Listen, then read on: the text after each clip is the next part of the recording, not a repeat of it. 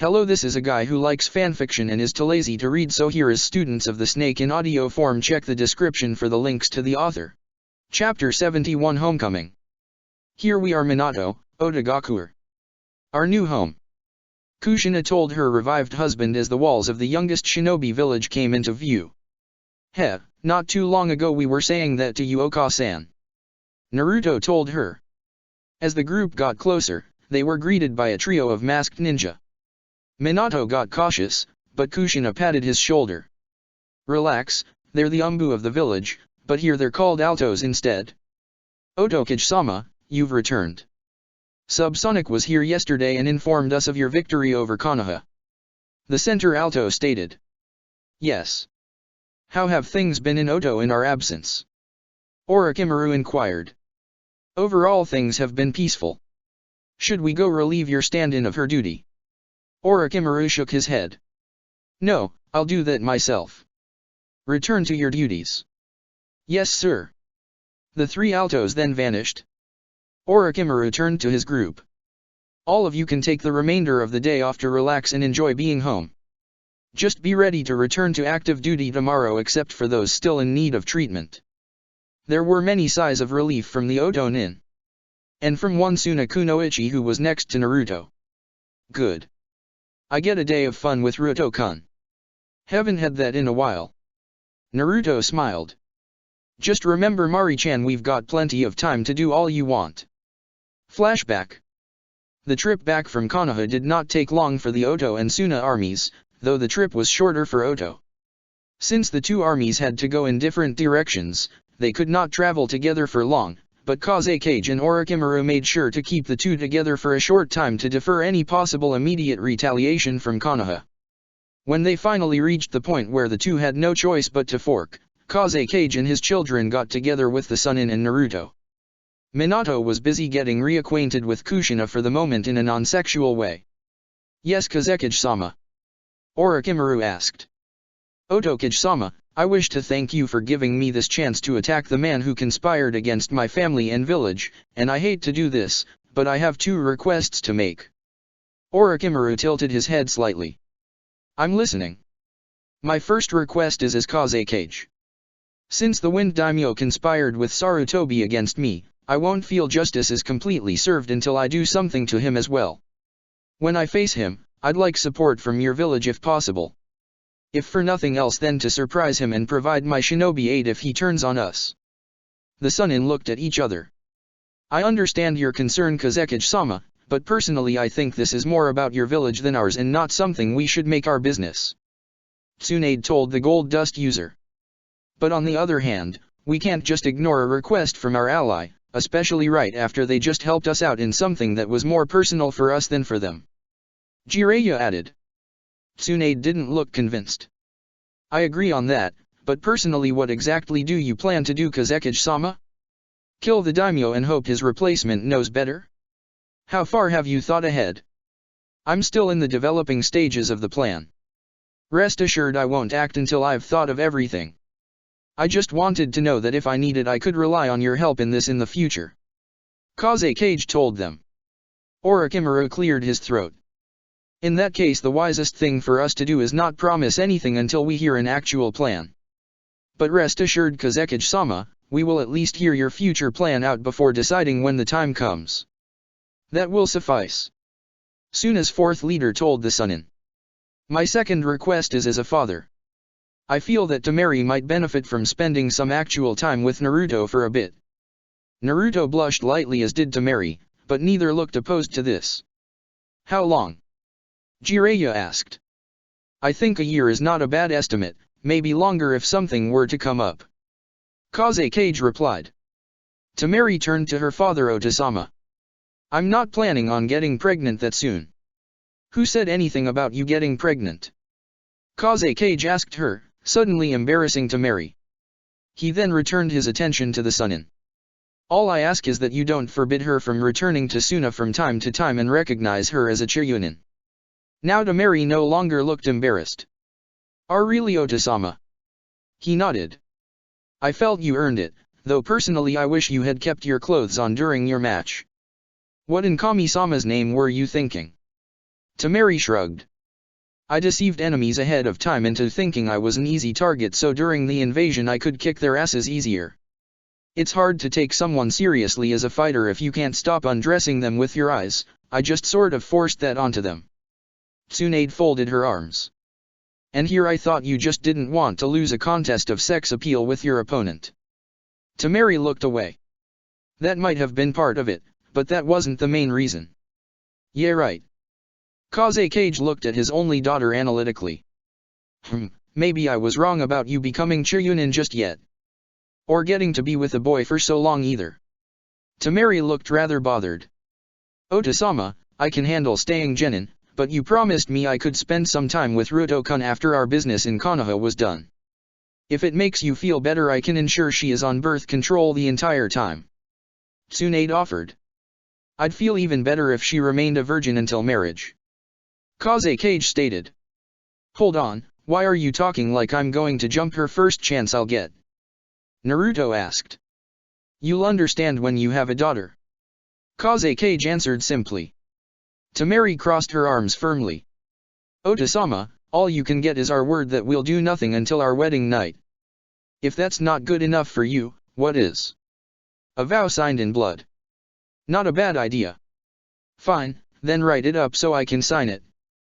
Temari told her father, surprising him since he half expected her to resist such a requirement. Kazekage grinned and pulled out a rolled-up piece of paper from inside his robes. Already did. Just sign in blood both of you and the deal's done. Temari was more than ready, but before she could grab the contract, Naruto interjected. Hold on, I was under the impression that I could only officially marry one girl and the others would be included in my clan but not as legally registered wives. Am I wrong? Because if I'm not, then fulfilling this oath basically dooms Temari-chan to a life of virginity. Temari's eyes widened and she looked at her father, hoping he wasn't trying to trap her into something. To her relief, Kazekage looked unaware too. Wait, is this true? I was under the impression that any bonds would be legalized. Tsunade turned to Naruto. Naruto, where did you heard that? That's the way all the girls have been discussing it when we're together. How Hina-chan would be the one true wife and the other 8 would be like semi-wives or something like that. He answered. Someone must have misheard something or not bothered to get the facts straight. Jiraiya replied. Boy, in cases like Temari and Fu, the marriage would have to be legalized to settle any inter-village strife. In that case, why wouldn't the others be allowed to become legal wives too? Naruto was stunned. I didn't think of that. Orochimaru grinned. Trust me Naruto, in this situation the only reasonable choice is for 9 legal marriages to you. The only rank in wives here is whatever you and they impose on them. Which I don't recommend. Treat them like wives, not soldiers. Of course. Why wouldn't I? Naruto stated, without any doubt. Jiraiya held up one finger though to bring up a point. Although Naruto, you will have to pull rank once in a while. The girls are bound to argue with each other on occasion and it's your responsibility to ensure it doesn't get out of hand or tear anyone apart. Do what you can to please them as well as keep them from getting out of control, just like they'll be doing the same to you. Naruto nodded. Got it. Don't be spineless but don't be a dictator either. So am I going with Naruto-kun or not? Temari asked, wanting an official answer. Her father held up the written deal again. Sign this and you can. End flashback. Show me where the hot springs are Ruto-kun. I want to spoil myself with some water. We never do that back home. Temari told him as they walked through the gates. Then how do you get clean? He asked, not sure what to imagine since water usage in Suna was greatly restricted. Temari grinned teasingly. Would you like me to show you? At his blush she giggled then gave him a light kiss on the cheek.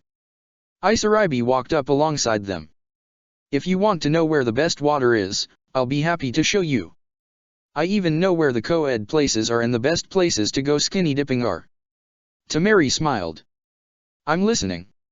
After all the ninja who survived the battle went home, Orochimaru went to his office. There at his desk was his fill-in, the head of the Altos, busy doing paperwork and not looking happy about it. Damn it, I did not sign up for this mind-numbing crap. The substitute told herself. Actually, you did. Orochimaru jokingly told her from the doorway. Immediately the seat filler looked up and smiled. Orochimaru-sama, so glad to see you. Subsonic-san already returned and told us the good news how Operation Burning Leaf was a success. Good. How have things been in my absence, Gurren? The purple-haired crystal user stood up and stretched. Not bad. Nothing really happened, though I hated being cooped up in this office all day long. Was there really no one better than me to do your duties in your absence? My teammates and the Sound 5 were with me for added measure. Without them, naturally the head of the Altos takes command. Who else would have fit this role so well? Maybe Tsunade-sama's assistant. Gurren suggested. Orochimaru shook his head. Shizune-chan's not a leader. She's more suited to follow. Besides, she already had a duty she couldn't ignore. I bet she's as relieved to be free of it as I am. Gurren added. At that time Tsunade was headed to her house, which as expected wasn't locked. Shizune. Oh good, you're home, Tsunade-sama. Shizune said, stepping into view from the kitchen wearing an apron. Where's Jiraiya-sama? He's busy at the moment with Naruto's parents. Where's Izato-chan? Mommy. A 3-year-old with spiky light blonde hair and brown eyes shouted as he scurried out of the kitchen, arms out ready to grab Tsunade. The slug Sunin smiled and knelt down, scooping up the little boy. How's my little man? Were you good for Auntie Shizune? The boy nodded but didn't stop hugging her. Thanks to Naruto's age control, both Jiraiya and Tsunade ended up having a child a few years ago. They named him Izato Senju, and he looked exactly like a young Jiraiya with very light blonde hair. Tsunade prayed her son would not inherit his father's personality when older. He was fine, though he kept asking for you practically every hour. Shizune told her mentor, wiping her hands on her apron. Your timing is good, I just made lunch. Well, for him anyway. I was about to make a sandwich for myself. Sounds good to me. Shizune smiled and turned away, but then stopped. Wait, Tsunade-sama, did you just say Naruto's parents? Yes. As in plural? Yes. How can that be? Tsunade smirked. Oh boy, have I got a story for you. Jiraiya was with Kushina and Minato in the room in the Otokage Tower given to Kushina by Orochimaru. Another time Orochimaru was grateful he had the architects design it as a residence as well as a place of business. Kushina and Minato were seated on her bed while Jiraiya leaned against the wall. Okay, I didn't want to go into deal about this around prying eyes, but now I can tell you, Minato, exactly how we managed to resurrect you as we did. The Toad Sunin started. Please do. I thought it would be impossible given the Edo Tensei wasn't completed in my lifetime. The Alive Again former Hokage responded. Jiraiya nodded. It wasn't. But Orochimaru does wonders when he researches stuff. I bet if he had it in him he'd make books that would rival my own. Anyway, he did complete the Edo Tensei, but discovered it had specific conditions to work. For one, a living sacrifice must be made. A soul for a soul sort of thing. And the revived souls can be controlled, but that's not an automatic feature. Meaning the revived soul can turn against the jutsu user if not controlled with an add-on seal. So I can be controlled like a robot? Minato asked defensively. I honestly don't know. It is possible, but rest assured none of us have that in mind for you. Jiraiya told his student.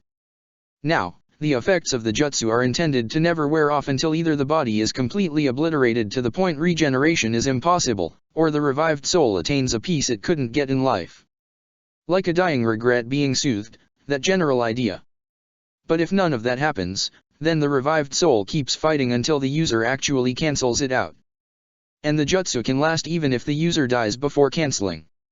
So basically the jutsu on me hasn't been cancelled yet? Minato asked. Not particularly. What I described is the main setup for the jutsu. But we didn't use that, we used a more effective means. You see, we found that the revived soul is basically a Kyushi, a zombie if you will, though not flesh-eating and decomposing. But not a true person brought back to life. After years of study we theorized there was only one possible way to accomplish such a feat. Bringing you back any other way would be cruel. Are you saying? Minato asked, but couldn't finish. Jiraiya nodded. After Tsunade-chan examined you on our way back, she found nothing unusual about your physiology, so we have no reason to believe it didn't work. It looks like you've truly been brought back to life. Congratulations, you've beaten even death itself, Yellow Flash. But how did you do that? Minato pressed. It wasn't easy. We needed 2 extra things. First, we needed a living sacrifice that was not only willing to be killed for this, but also dead for no more than 2 minutes. And second, we needed a fresh sample of your chakra. We got the first from a senior in Suna who was willing to be used, and the second was from the chakra you placed in the seal on Naruto. By getting all this done, we were able to bring you back to life. But without my chakra and his seal my son could dash, Minato started. Kushina cut him off and put her hand on his arm to pacify him. He'll be fine, dear. He and Kyuubi are actually on tolerable terms. Nothing should go wrong. Besides, he doesn't have my chakra in him anymore. He used it to get me out of my coma. The former Yondaime still looked concerned. Rest assured Minato that Naruto is fine. Jiraiya told him. He was even happy to hear about it and was glad to help out. He already got his mother back, and now he gets his father too. Well, I can't say I'm not glad to be back at least. Minato said with a chuckle. And the first thing you said to your dear wife was, "You've gotten older." Kushina asked, not threatening yet not completely joking either. I wasn't serious, Koi. You look just like you did last time I saw you, except without all the baby weight. Minato clarified. Kushina smiled. It's okay. I was kind of glad to hear your old joke again. Made me know my husband really was back. Kushina and Minato had an old joke between them. One time a Chiryunin Minato had to go away for a mission that required him to be away for 3 months. Kushina, already dating him, told him she'd wait for him. When he got back, he smiled at her and said, "Wow, you've gotten old," a jibe at the Uzumaki longevity. Needless to say, Kushina didn't find it too funny. At least not the first time. He said it each time he came back to her after a mission that lasted more than a day, and she learned to laugh at it with him. Anyway, as I was saying, Minato, you should be exactly the same as you were the last time you were alive. Down to the last detail. Jiraiya told him. But, Minato added, sensing there was more. There is of course a catch, besides the strict narrow requirements for a revival on such a scale. The catch is you only have so long to stay alive. Your lifespan is based on the sacrifice used. You gain the remaining lifespan the sacrifice had as your own, and when that's used up, you'll die of old age regardless of your own age. So, however long the guy who died for me was going to keep living, that's how long I've got left to live. Minato asked. Jiraiya nodded. How long is the estimate? Kazekage-sama and Suna's medics said that old guy had another 10 years in him or so. He wasn't a feeble old man or anything of the sort. He was just retired and he had no family remaining, so he figured what exactly would he be missing out on if he gave his life for this. But still, I'm alive because someone else died. I feel guilty somehow. Minato's aide, his hands lightly quivering. Your son is alive because you died for him. Jiraiya told his student. Like you, Minato, the man who volunteered had lived a full life and died without regrets, knowing his death would not be in vain. Are you going to make his sacrifice meaningless by not using the life he helped you acquire? No, I'm in no hurry to die again. 10 years is better than nothing. I just hope this jutsu isn't used all the time. Jiraiya-sama, I was wondering something. Kushina spoke up. Couldn't Naruto use his age control to make Minato younger and give him more time? I'm not sure. It might work, but it might also end up undoing the jutsu completely and we'd end up with a corpse. For now, let's not work about that. Maybe in a year or so we can try and see. Minato nodded in understanding, thankful that along the way to Oto they explained to him about Naruto having 9 Kekkai Genkai. Hey, if Naruto can control people's ages, why not have him make the old man from Suna younger so I'd have more time to live? Jiraiya was stunned silent, then smacked himself in the forehead. Damn it, why didn't I think of that before? Don't beat yourself up over it, sensei. Like I said before, 10 years is better than nothing. Hey, maybe I'll get lucky and live longer. Minato said with a grin. Jiraiya felt better. Now, I'll let you two have some private time you couldn't get on the trip back here. Just remember to be in Orochimaru's office this evening. He then gave his super pervert smile. And try to keep it quiet. People live here after all. Away from the girls for a little while, Naruto walked into Ichiraku's restaurant and saw Ayame and Toki at the counter. Hey guys. The two chefs immediately perked up and smiled. Naruto. Good to see you. Did you make Chiryunin? Toki greeted. Don't know yet. I probably won't for a day or two. He said as he sat at the counter, seeing the restaurant wasn't empty. A few other customers and staff members came over to congratulate him for being in the Chiryunin exams and asked him how it went. Naruto only told what he felt was safe to tell, since some of the information was confidential. Information such as Minato's rebirth. Well, we can't give you your promised free bowl until it's confirmed. Sorry. Toki told his favorite customer. Wait, we get a free bowl if we reach Chiryunin? One of the academy students asked. That deal only works with our regular customers, not occasional customers. The old ramen chef replied, not wanting to make it sound like Naruto got special treatment here. Hey Naruto, where's your girlfriend? Ayame asked. She's with a few of our other friends right now, girl talk, she said. He told her. Like how to make a polygamous relationship work between themselves. Ayame asked. Naruto blushed. I think so. I didn't really ask. They just said they wanted some alone time for an hour or two. When I go back they'll probably want to tell me something. I hope they're good to you. Just because they outnumber you doesn't mean they can dominate you in the relationship. Ayame told him. But I shouldn't dominate them either. Naruto added, remembering what Jiraiya advised him not too long ago. Ayame smiled and nodded. Right. In a relationship power is shared, not monopolized. Anyway, I just want you to be happy. Anko's not the only one to love you like a sister. Sone-san, have you found a boyfriend yet? The whiskered blonde asked. The brunette girl looked away. Not yet, I can't find the right kind of guy. But enough about that, would you like your usual or something different this time? So what are we all here for? Teiwa asked as she and several others were gathered in Hinata's bedroom. Because for once all 9 of us who want to be with Naruto are in one place at one time, and I think we should set a few ground rules while we have the chance. Hinata said, looking over Isaribi, Haku, Fu, Sasami, Kin, Teiwa, Temari, and Hanabi. Counting herself, this was Naruto's entire planned out harem. Wait, then why is she here? Sasami asked, pointing at Hanabi. Didn't you hear? I'm the 9th girl in the group. You can't be in this group. You're too young. Kin stated. I'm only 3 years younger than you. Temari-san is 2 years older than you, and Teiwa-san is 3 years older. Besides, I'm not going to be a kid forever, and I don't see anyone else offering to join, do you? Actually, that's something I need to tell everyone about. Fu suddenly said, drawing everyone's attention. I've been thinking about it for a while, and I think we may have a problem here. What's that? Her teammates asked. The thing is, I have to be part of the harem. It's not just a matter of love, it's also a matter of my well-being.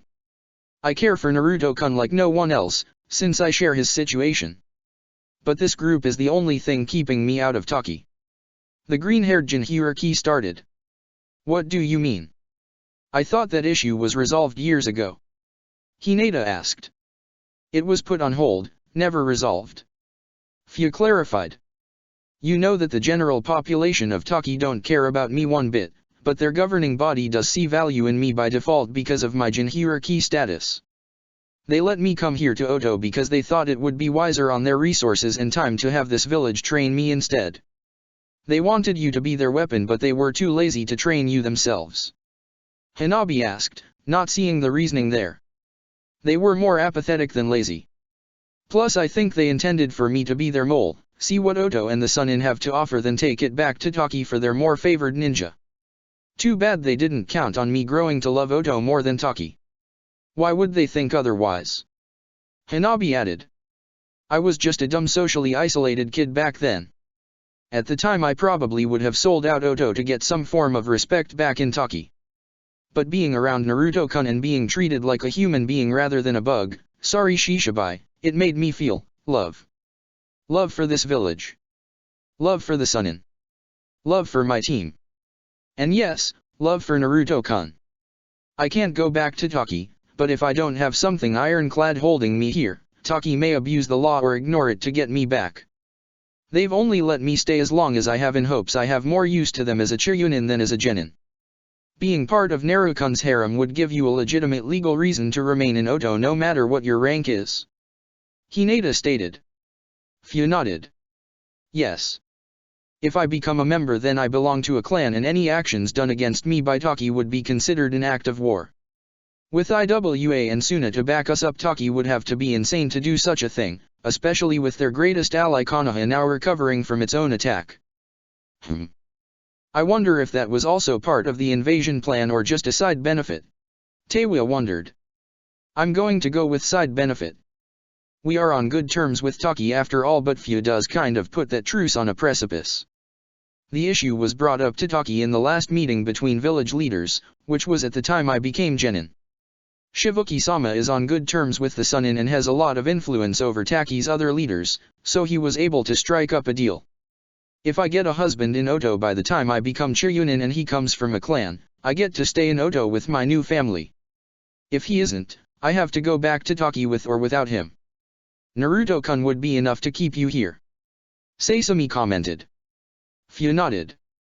That's what Tsunade-sama told them. They knew he and I would be good for each other and wrote up a contract saying I'd get to be with him in Oto if we got together before I became Chiryunin. She then turned to Hinata. So on paper, I've actually been promised to Naruto-kun long before you were even engaged to him. Don't worry, I won't usurp you.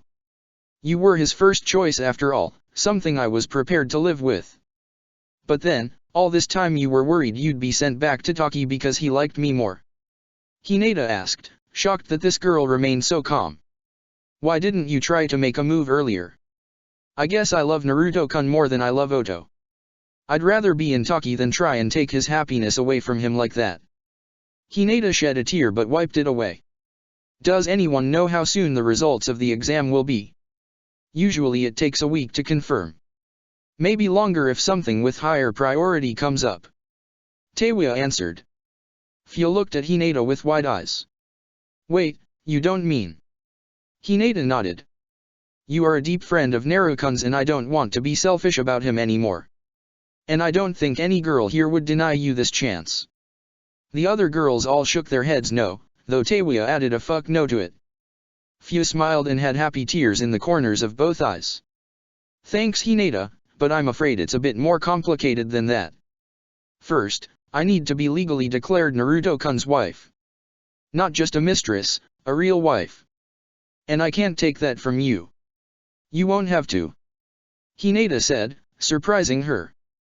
Naruto-kun told me on our way back here that Jiraiya-sama told him it's possible to make you all legally wives to Naruto-kun and co-wives to each other.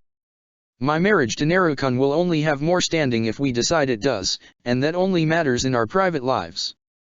Yeah, I was there when the old man said that. Tamari noted. So, I can truly be Naruto-kun's wife? Fu asked and Hinata nodded. And you'll let me marry him and consummate the union this week if we have to? Hinata nodded again. Fu smiled and hugged Hinata. Thank you so much Hinata. I can only hope Naruto-kun is as willing as you are. If anything he'll be more willing to do this. Hinata replied. But only if you marry him first. I do need to do this soon, since it's very likely I'll become Chiryunin, but I think you deserve to be his first. The green-haired Jinhyuriki stated. If I must I must. The Byakugan wielder said but with no complaint whatsoever in her tone. What about the rest of us? Kin asked. None of us are in as desperate a need as Fu is. Tamari told her. She's at risk of deportation and never being able to see her loved one again, so we have to give her some leeway here. The rest of us will get our turns in due time. And everyone, there's one more thing about my situation. Fu added, making everyone more curious. I still have to pass down my own bloodline too, but as we all know, the odds of a child having two bloodlines is slim to none. Elsewhere in the world, a red-headed woman with lava and boil releases sneezed. Can't you just have some kids with one of Naruto-kun's bloodline and some kids with your own? Haku asked. I could, that was my original plan. But that means I have to be pregnant twice as much as any of you all. And remember what Kushina-sama told us? A female Jinhiraki's seal is weakest while giving birth. So each time I have a child, we risk Shishibai getting released and me dying in the process. That surprised the girls. Shishibai might not be a very hostile demon, but a released Baijuya was always disorientated and vulnerable to outside influences like Genjutsu, meaning a repeat of Kushina's birthing was not impossible for Fu to experience. Oto would be at serious risk and a new Jinhiraki would have to be created at the sacrifice of even more life. Not to mention the loss of Fu would devastate Naruto, who would lose a wife, a friend, and the mother of one of his children all at once. So what do we do? Sasami asked. Fu took a deep breath. The way I see it, we only have two choices. Either I risk it, or, and this is not easy for me to suggest, we bring a 10th girl into the harem. What? The other 8 girls asked. I know how it sounds, but hear me out. I have to pass down my own bloodline too, but I can't have too many kids without risking my life and the entire village. If we include a 10th girl here, she could pass down the bloodline Naruto would have given my children, so he passes down all 9 of his and my own still gets passed down with him being the father. Everyone thought it over, and Hanabi was the first to speak up. I admit it at least has merit, but even if we went with it, who would the 10th girl be? That I don't know. But we have time to figure that out. Fu answered. A 10th girl would be the wise choice here. Kin thought out loud. But we set the limit at 9. If we go to 10, then what's to stop us from including an 11th or a 12th? Where will the line be drawn if not 9? Haku asked. A 10th girl would have to be the absolute most. The question is, do we really need one? Tamari asked. We should have Naruto-kun be part of the decision. This affects him too. Sasami told them all. Hinata nodded. True. Let's ask him when he comes home.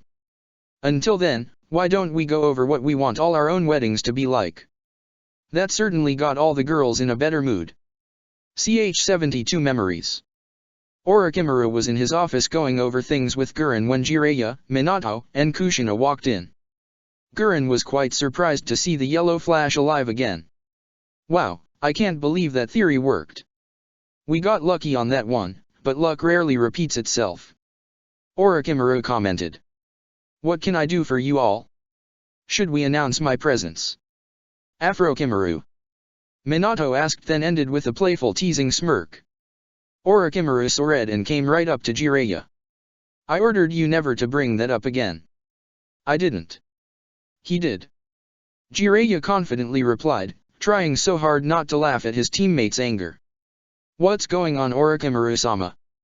Gurren asked, not seeing the problem here. Oh, you didn't know? Jiraiya asked. Well, one day a few years ago dash. Shut up, Dobe, or I swear you're going to regret it. The snake Sunin threatened. Now Jiraiya was full-blown laughing. Minato crossed his arms but looked pleased. Sensei told us what our son did during his reckless phase. How he tampered with your shampoo and mousse and it resulted in your hair getting all curly and poofy, like an afro. And you couldn't get rid of it for days. He was trying not to chuckle at the mental image, as was Kushina. Gurren was surprised to hear this. Naruto did that? Wow. Orochimaru groaned and palmed his face. I was so embarrassed I refused to show my face until it wore off. Then Jiraiya just had to see me like that. He gave me that stupid nickname on the spot. The Toad Sunin still laughed.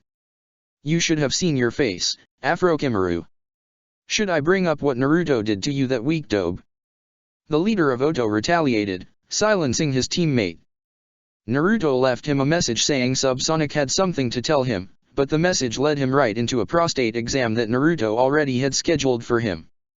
Kushina and Gurren laughed loudly at that, but Minato shivered and gave his sensei a shocked look. How could you, or any man, walk into a prostate exam without realizing it? Jiraiya's face was bright red and his rear was clenching from the memory. I had no idea there had been an appointment made. The note asked me to meet Subsonic in a hospital room, and given her civilian career I didn't think anything of it. It wasn't until I entered the room and saw a male doctor putting on a rubber glove saying I arrived just in time that I started to worry. And you didn't escape. Of course I tried, but the door was locked, apparently by Naruto waiting outside. Then I was told until I had the test I'd have to be put on hold for shinobi duty on medical leave. I was trapped and had no way out. So to save face he lost his ass. Orochimaru added, a bit of mirth in his own voice and expression now that the tables have turned. After the laughing died down, Kushina spoke up. So what was Naruto's punishments for all this? We didn't really punish him. I mean, he wasn't even a genin and he showed great capability in outwitting all 3 Sannin in 1 week. Such talent kind of made punishing him feel a bit contradictory to his education. Though we made sure he learned who not to target anymore. Orochimaru told her. Wait, all 3? What did he do to Tsunade-sensei? Kushina asked. You don't want to know. Both male Sannin told her. Minato cleared his throat. Anyway, as I was saying before all this amusing reminiscing, should we announce my being here, Orochimaru? I think it wouldn't be wise, but at the same time I don't see how to avoid it. The Snake Sannin told him. If we just come out with it, places like Konoha and Kumo are likely to hear of it soon and maybe even learn where we are. As Otokage I prefer to keep our location hidden a bit longer. But on the other hand we can't just hide you and keep you from having a public life, because what would be the point of you being alive then? So I guess at the end of it all, the wise thing to do is let you handle it as you see it. Announce it to the entire village or go out and let the people see you themselves. Thanks Otokage-sama. Minato said. Minato, you're Naruto's father. You can call me Orochimaru when we're not on business like the others do. But don't you dare call me Afrochimaru again. Or what? The former Hokage asked comically.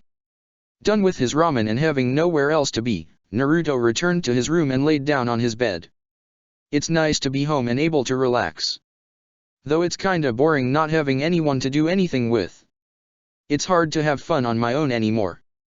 Ever since Oto was founded, Naruto always had someone to spend time with. Be it to train, study, play, or even so much as walk, Naruto was rarely without friendly company of some sort. And when one friend wasn't available, another always was. Of course he did have his moments of privacy, but they were rarely involuntary. You know, maybe there are more benefits to this harem arrangement than I originally thought. He told himself. This whole time I've mostly been thinking about how it helps the village's future, not how it helps my own. Let's see. I'll always have company, I'll always have someone to care for who will care for me too, and, well, I guess it won't be too different from my life now, except there will always be someone there next to me when I go to sleep or wake up. I'm just glad Hina-chan will be one of them. I'm lucky to have Hina-chan in my life. She's my first friend as far as I can remember, and she more than anyone else shares my pain with Konoha. Except for Anko-ne-chan, Kurenai-ne-chan, Kabuto Nii-san, and Yamato Nii-san, Hina-chan best understands what Konoha did to us. Someone in her old clan endangered her and the village looked away. I mean sure, maybe they didn't know, that I can accept, but they tried to kill her mother for doing what any decent citizen would do, and that shows disregard for its own inhabitants right there.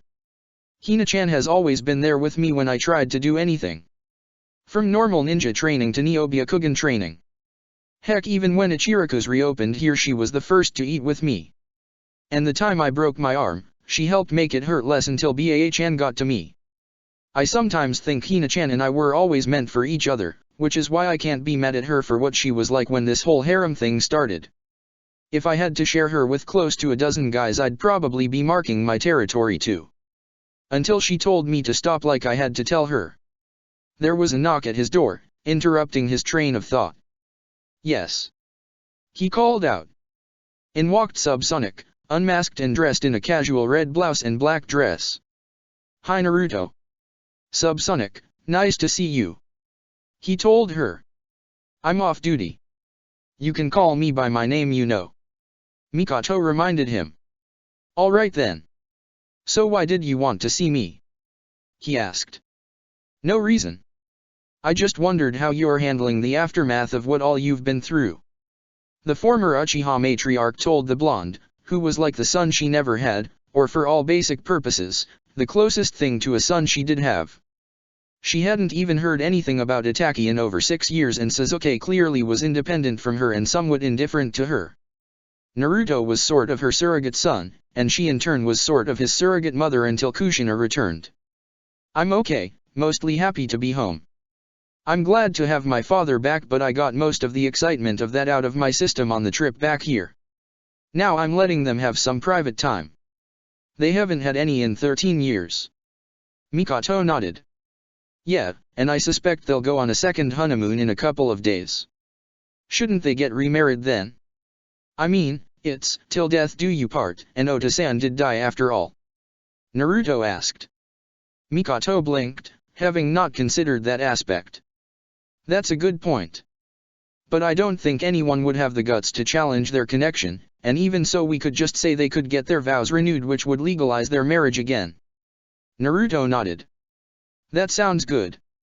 Speaking of marriage, how are things with you and your future wives?" "So far I think things are going fine.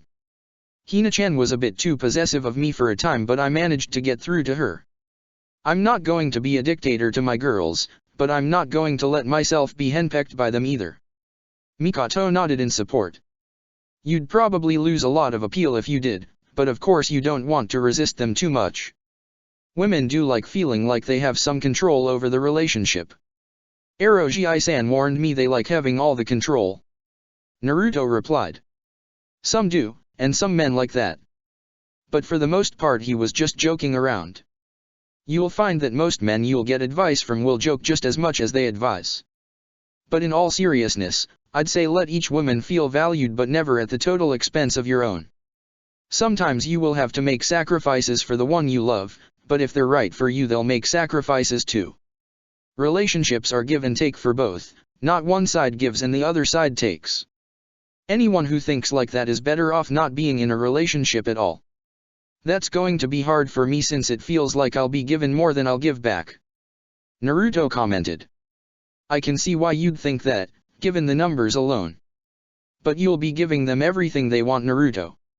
Love, fun, security, children, those are what they want, right? Tell me why you think each girl wants to be with you and why you'd want to be with them." Naruto took a deep breath before he answered. "Hina-chan's only ever wanted to share her life with me. We've always been important to the other, but never so important we forget about those around us. When she had to go away for a month to take those Kunoichi-only classes to ensure the fangirls were weeded out of the curriculum, I was worried she'd lose interest in me. I was relieved that she didn't, that I wasn't her only reason for becoming a ninja. That's when I knew that Hina-chan was more than just my best friend, she was the one who'd make me happy, because she liked me for all the reasons I wanted to be liked by a girl." "That's good. What about the others?" Mikoto asked. "Isaribi-chan's always been a good friend of mine, even more since we became teammates. She taught me how to swim and I helped her learn to get used to being around others," Naruto answered, remembering how shy Isaribi was when she first joined Orochimaru's group. She was nervous and withdrawn, afraid of what others would do because of Amaka traumatizing her. Naruto was the one who got her out of her shell by being warm and cheerful around her, and it rubbed off on her, allowing her to feel like a person again rather than a lab rat. I think it was because of Isaribi-chan I learned how to be a friend, not just company or a sparring partner. In a way, she's as dear a friend to me as Hina-chan. I just couldn't share my training time with Isaribi-chan before the teams were made given our different styles, so Hina-chan sort of had a head start for my heart compared to her or the other girls. I want her to be happy, like all the others, no matter who she wants that from." Mikoto smiled warmly. "Go on. Kin-chan was a good friend to me too. She helped remind me to train outside my bloodlines. I mean sure, When the adults told me I knew it was serious, but when I was a kid it was kind of hard not to. Most of my sparring partners were to help me learn how to fight in my 9-minute windows of opportunity, but she helped me train for other times, and all by training with me. That was so simple an approach yet effective since she was at the same level I was at the time. I honestly think I wouldn't be as good as I am now without her help. And out of all my friends, I think none of them understand me better than Fu-chan. Gaara too, but we're not talking about my male friends here. Naruto added. I would hope not. Mikoto joked. Anyway, Fu-chan gets me in ways even Hina-chan can't. Whenever we've had doubts about our humanity, we both remind the other who and what we really are. And we both know what it's like to come from villages that put a large burden on us then take us for granted. It wasn't Konoha that made you a Jinchuriki Naruto, it was your father. I know what they did was bad, but you should never hold them accountable for what your father did. Mikoto corrected. I know. He wanted the best for me, but those that took his place had different ideas and turned the village against me. We don't know the full details of Fu-chan's sacrifice, but it's safe to say the same basic thing happened to her. Or something worse. The whiskered blonde replied. Fu-chan deserves to be happy probably more than I do, and she told me the only one she wants happiness from is me. She even gave me my first kiss. She did? Mikoto asked, surprised. I thought it was Hinata who did. She wanted to, but Fu-chan beat her. Just after she became a genin and I congratulated her, she kissed me by surprise and told me to get strong because she wanted a husband stronger than herself. She hasn't said that since then. I think she was afraid to get between Hina-chan and me. Sounds like you really have her heart. The former Uchiha stated. I was really surprised, and when I told Hina-chan about it she asked me to kiss her. I was confused, but to be honest it was something I always wanted to do so I did. She told me she loved me and wanted to be my girlfriend. I told her I needed to think about it first because Fu-chan was still on my mind. But since Fu-chan was away a lot after that with team stuff it was easy for me to decide to give my time to Hina-chan more. Though I did still have fun with Fu-chan when I could. I bet telling her you had a girlfriend was difficult. He nodded. It was, but she wasn't upset. I wonder if she had something arranged regarding me before I even knew what the council had planned for me. Mikoto nodded. It's possible. For legal reasons she does need a husband here in Oto to ensure Taki can never recall her. I wouldn't be surprised if maybe Otokage-sama arranged for her to be betrothed to you before any of the other girls. Then why would she have been told before me? Naruto asked. She's older. She could handle it. Besides, once she was a legal ninja she would need to be informed in case Taki did anything. In any case, aren't you happy she wants to be with you like that? I'm happy all the girls want to be with me like that. And I'm happy they have faith I can treat them all right. Mikoto smiled, liking that answer. Doesn't make him sound conceited or like he's playing favorites. And what about the others? Haku-chan's always been great to me. Like Hina-chan and Fu-chan, she understands what it's like to have a lot of people hate you for things you can't control. We didn't spend a lot of time together at first, until we started the academy and were assigned together to work on an assignment. We argued a bit because we were both too stubborn for our own good, and I think she said she hated me back then. Then later on when she was being bullied and beaten by older kids I defended her and even got her to use her bloodline for the first time. After that she apologized and wanted to be my friend. Wow, and now she wants to be one of your wives? Mikoto asked. It surprised me too. I just wanted another friend, not an enemy my own age. I don't know what I did to impress her so much, but to be honest I don't know that either with the other girls. Girls usually don't require so much from a guy at first Naruto. They do prefer a guy who's dependable and stable and can support them, but you don't have to act like a peacock showing off his feathers to get their attention. Mikoto told him. I'm sure you won them over by being yourself, though I suspect your Hayaton played a part in earning you Haku's affections. You know I actually picked that bloodline to show her I was someone she'd always be able to count on. She never really felt comfortable at school being one of the few in our class with a Kekkai Genkai, so I wanted to make her not feel alone by picking that to be one of my 9.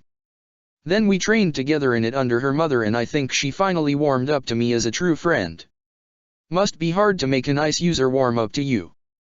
Mikoto joked. Naruto smirked but said nothing, just changing the subject. Sasami-chan was at first a regular sparring partner for me, as well as someone who helped me learn how to use weapons and tracking. I was already being taught that by others, but I kept quiet on it to make her feel good about what she was doing, and I even offered her pointers when she needed them. Me and her were always platonic as far as I saw, but I did value her friendship and help. I have no idea why she's interested in joining. Who knows? Maybe she just likes blonde guys. Or maybe like the others you did something for her out of the goodness of your heart and it greatly touched her own. That seems to be why these girls are so interested in being with you even on a shared basis, Naruto. You think? Mikoto nodded. Absolutely. You should be sure to ask Sasami and the others if you're uncertain, but go on, tell me about the others and what you think about them. Naruto nodded. Teiwa-chan was probably the least expected of them all if you ask me. Well, except for one other. Anyway, like Haku, she wasn't really interested in being my friend at first, but unlike Haku she was quick to fight me when we argued. But she did at least tell me she admired the fact I didn't back down from her or go easy on her because she was a girl, and I told her why would that matter to me? I was surrounded by girls all the time, so why would I think of them as weak? It was a long time later when she answered that and I finally understood her more, and made an effort to at least be on non-fighting terms with her. She didn't say it, but I think she was grateful for that and enjoyed my company even if we did fight, though by then we did it for fun and laughs, not anger. To Mary-chan, I figured she'd find someone back in Suna for herself. I like talking to her and playing games. She's one person I've never been able to defeat in a game, but I did get lucky in one spar and defeat her. Boy, was her face red. I think her exact words after that were, "Now you're a man, Naruto-kun," and I was a bit confused but thanked her. Oh wow.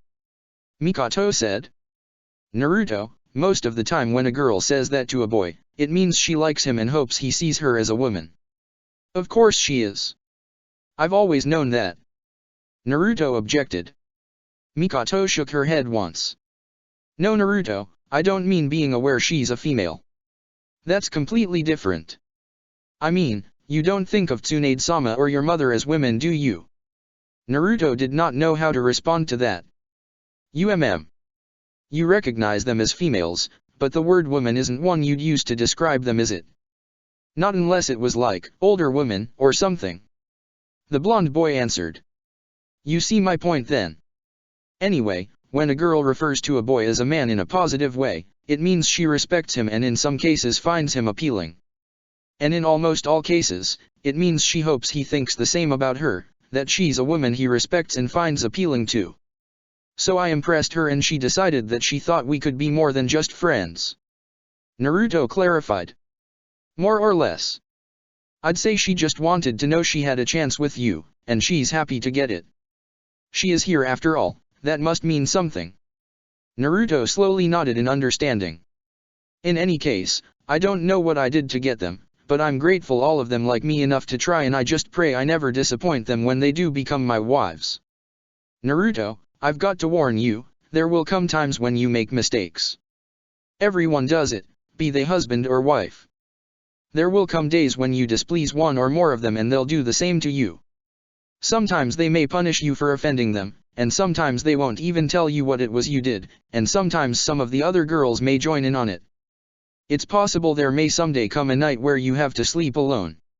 However, while sometimes you should take it like a man, if it ever looks like the girls are too comfortable punishing you, that's when you step up and remind them love is give and take. Naruto sighed as if defeated.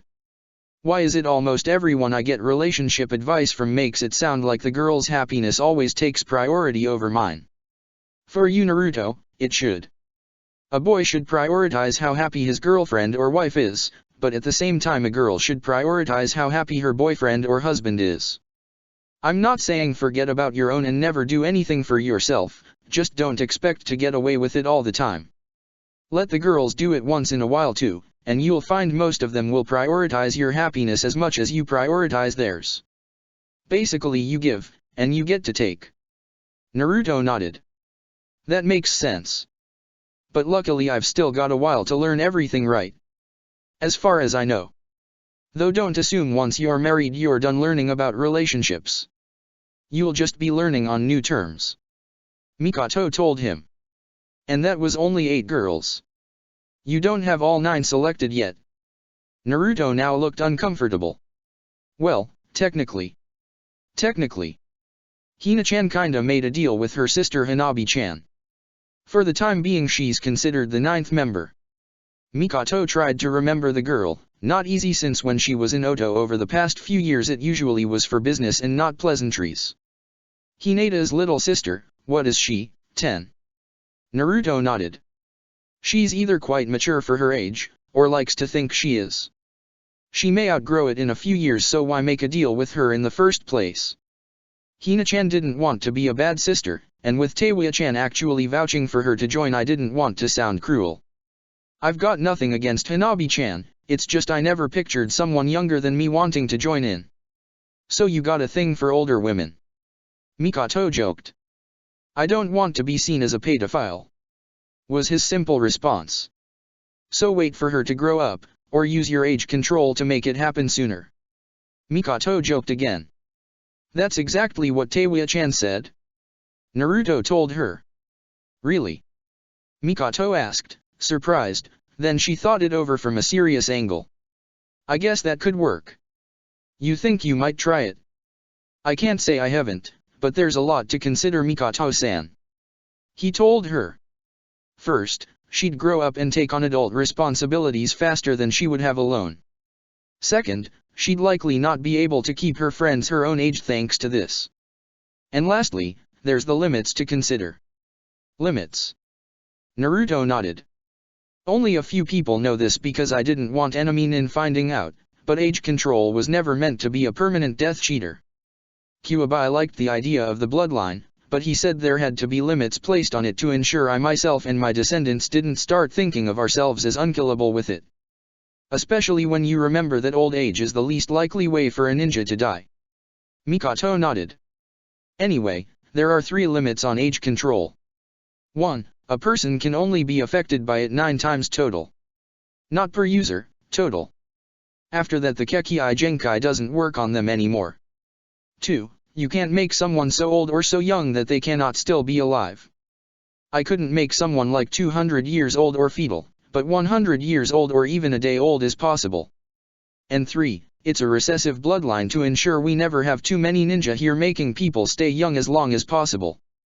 Only the firstborn can inherit the Kekkei Genkai, but children that don't can still pass it down to their firstborn. When you consider the risk of overpopulation I can see why such limits are needed.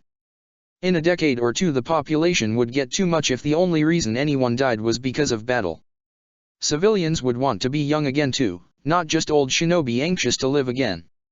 Exactly. But in all honesty, you'd just be using it on Hanabi once and you and her would be sure to teach your child not to use it recklessly so what's the risk you're afraid of? Naruto sighed. It just seems like too much of a sacrifice for her. It's still her sacrifice to make Naruto. And thus it's her choice to make. I'm not saying she should, but if she is willing then why not give her the same chance you'd give the others? You said you have nothing against her. I'm in an awkward situation here. If I keep her on and she decides to see another boy, I have to find a new 9th girl and I don't think I can without it being a purely political marriage if that happens later. And if I look for a 9th girl ahead of time Hanabi-chan will take that as a sign she's not wanted and be crushed. Is she not wanted? Mikoto asked. I just don't want to hurt her Mikoto-san. The older woman sighed and placed her hand on his shoulder. Naruto, sometimes pain is inevitable. No one goes through life without being the cause of some pain, and like it or not sometimes no matter what you do or intend someone will still get hurt. Damned if you do and damned if you don't. You'll drive yourself crazy trying to find options where no one gets upset, and frankly, if you want to become Otokage someday you're going to have to learn how to do what's best even if it's not painless. Sometimes I think being Otokage will be easier than having 9 wives. It very well could be. Mikoto replied with a grin. Ch73 Complications. Later after Mikoto left, Naruto sighed, and drudged out of his room. I really should see someone about this. It was still daylight but not for much longer, so he knew he might encounter someone, but he had too much on his mind for idle conversion, so he hoped to avoid it. Before he left the Otokage Tower he did see someone and they saw him. "Hi Naruto-kun. I missed you," she said as she came up to see him. "Hi Hanabi-chan, nice to see you again. I wanted to see you earlier, but Nei-chan said you needed some time just to yourself. I didn't like that since I hadn't seen you in over a month, but I didn't want to bother you either. I'm fine now Hanabi-chan, and actually you were one of the people I wanted to see today." The girl perked right up. "Really? You wanted to see me? You and one other person? A lot has been on my mind lately and I figured the two of you could help me on at least one of the things I keep thinking about." "Sure, I'll help you. I'd do anything for you Naruto-kun."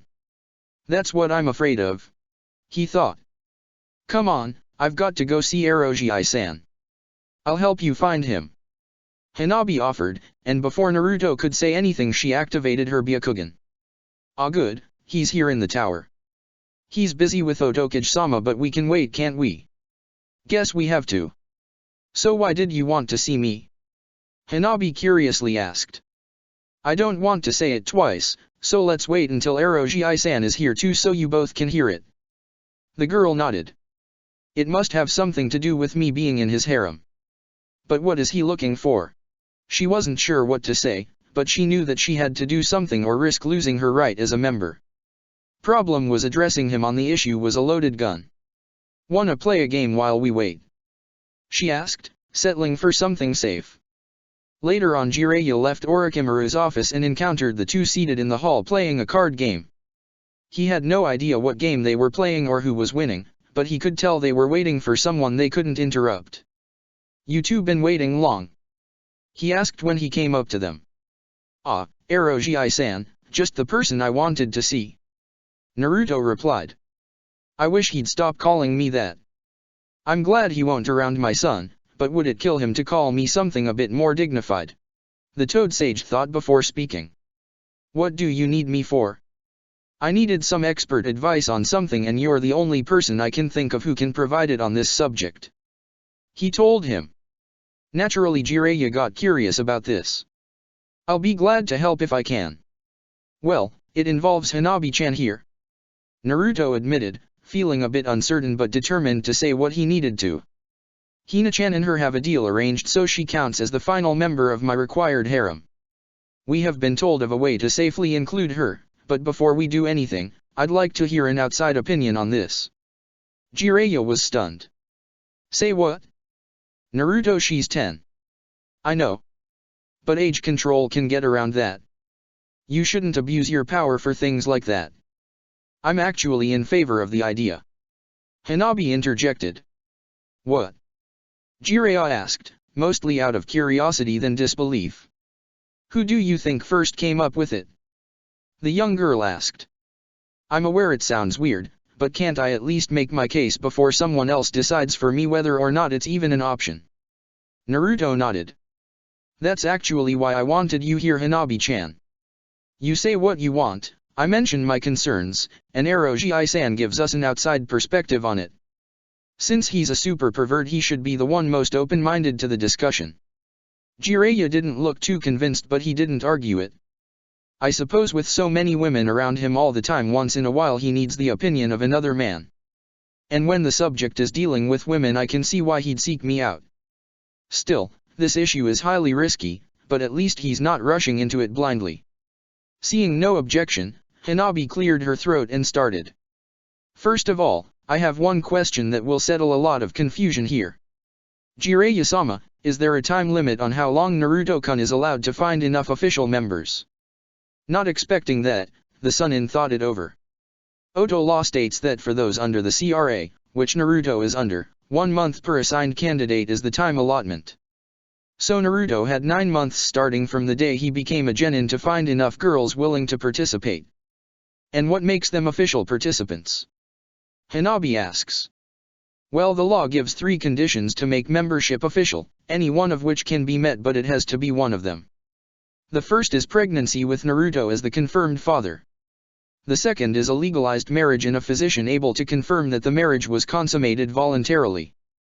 The last is a mutually accepted betrothal contract between the man and woman that promises marriage but requires it to be held at a more opportune time past the CRA deadline.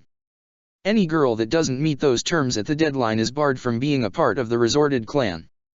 Okay, that helps a bit, Hanabi said. So far we've been under the impression that the only option I had was to be forced to become older. Now that we know my mother can create a betrothal contract with Naruto-kun's legal guardians, that pressure is off and we can discuss this much more rationally. Naruto smirked.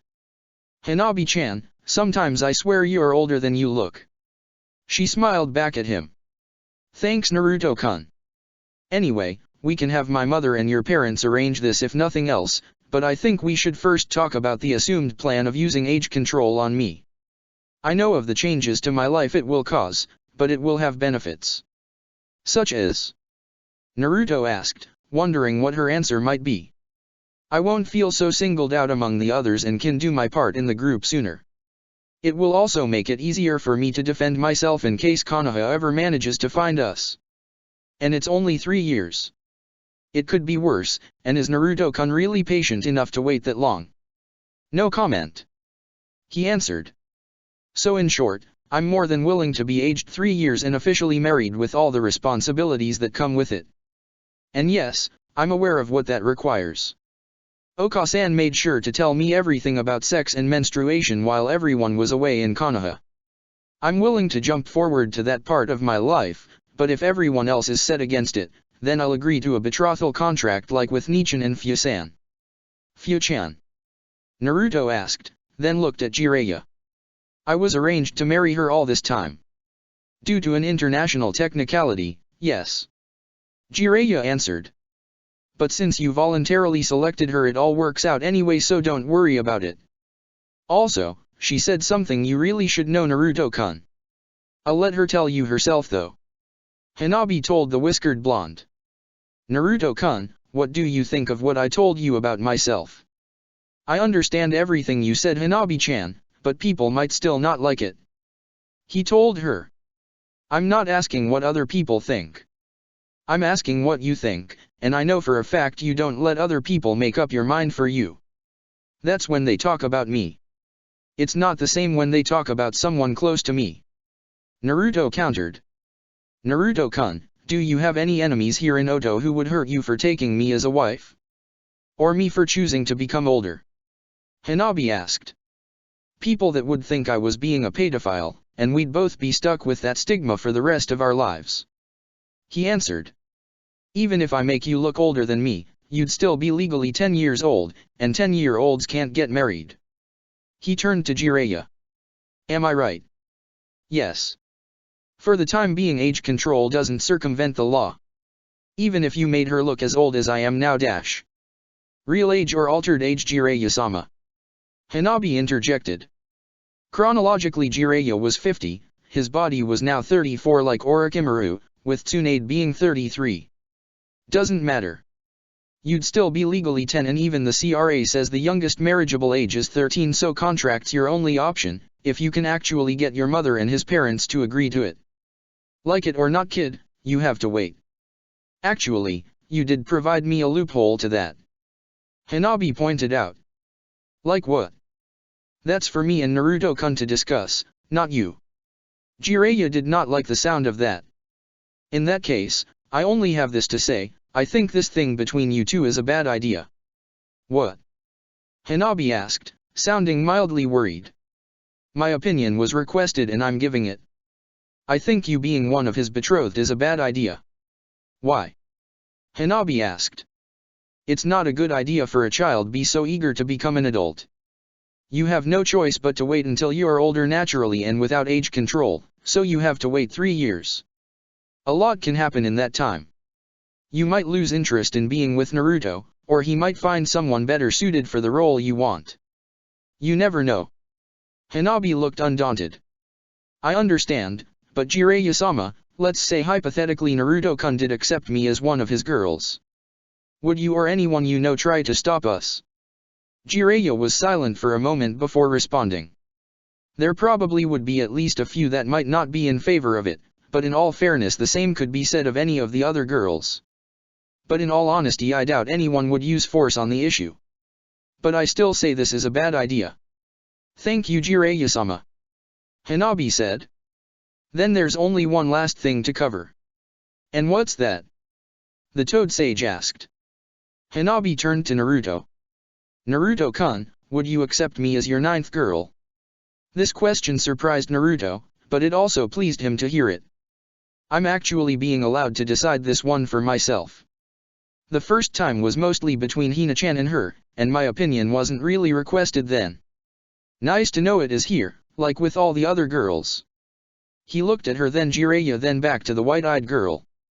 Hanabi-chan, I shouldn't have to make this decision under pressure. I still have 2 months to get a 9th girl, so I would rather not be forced to decide all of a sudden.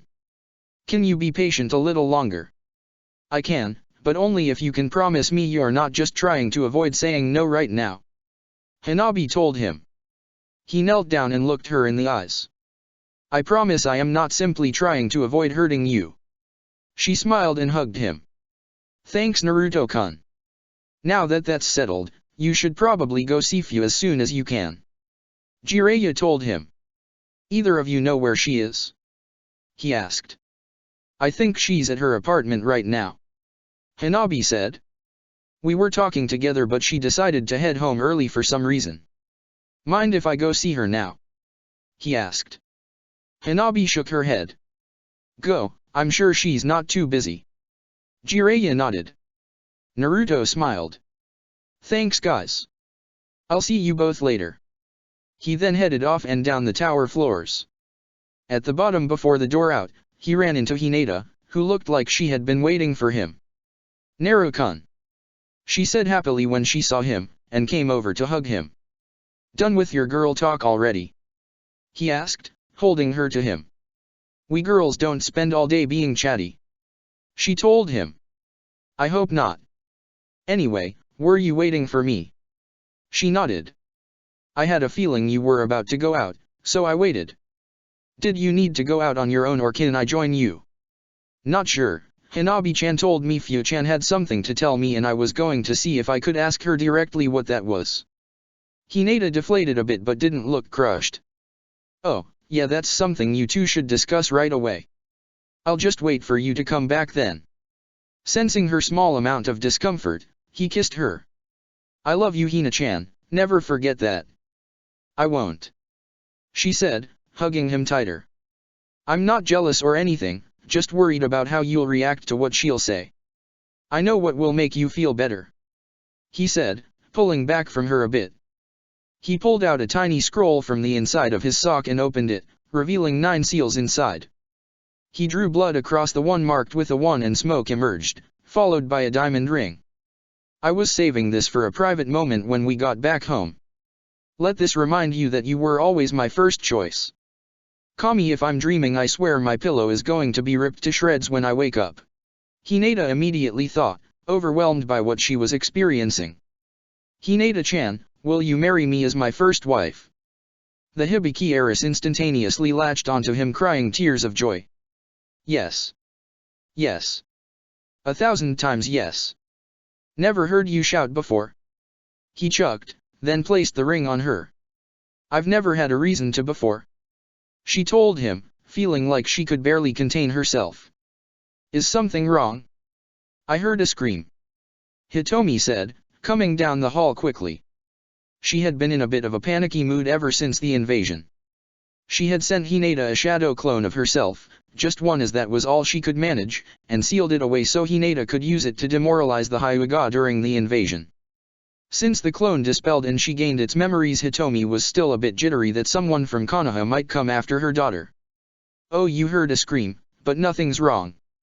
Hinata teased her mother, then showed off her left hand. Oh wow, where did he get that gem?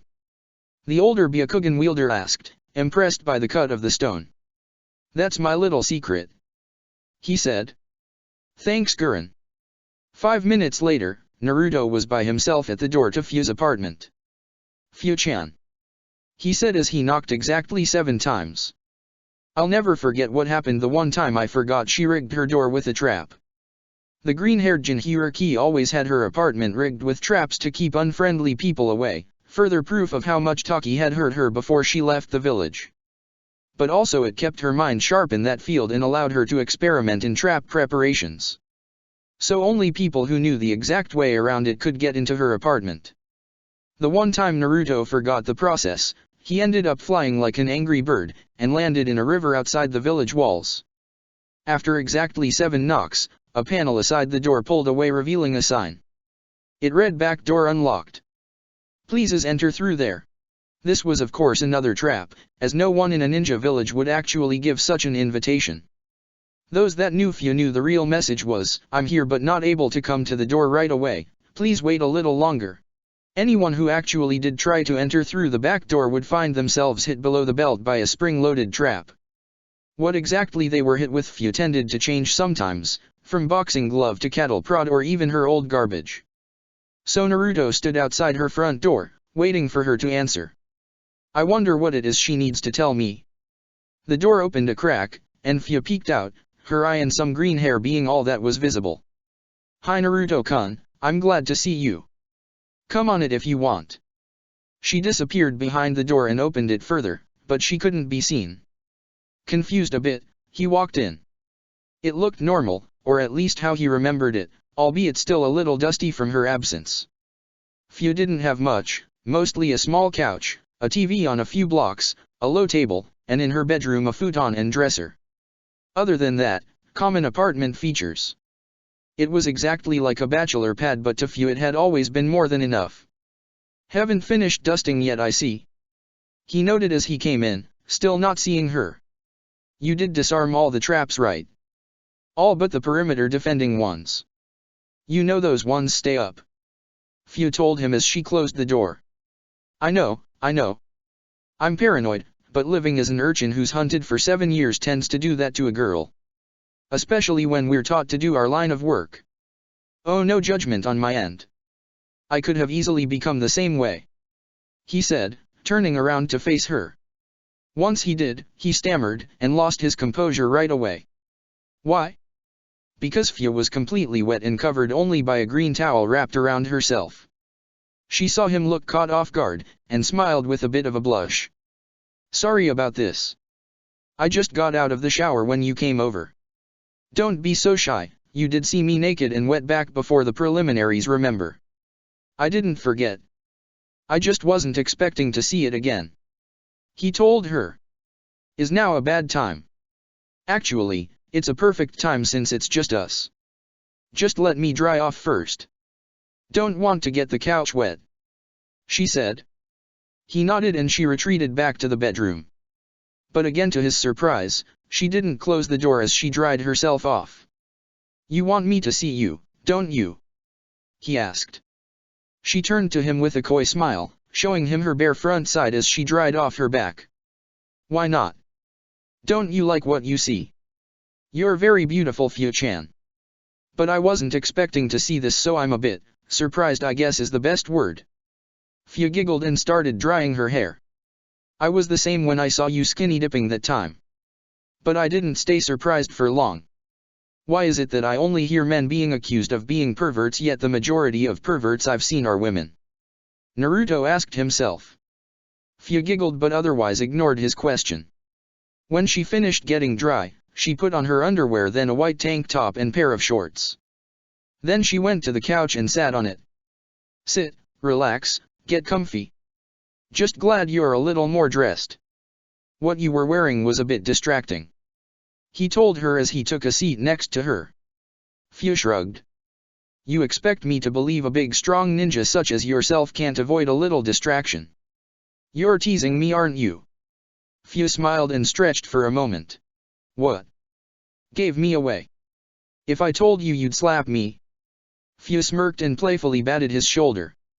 "You're so bad." "Maybe, but you still like me?" he said, enjoying the friendly mood between them.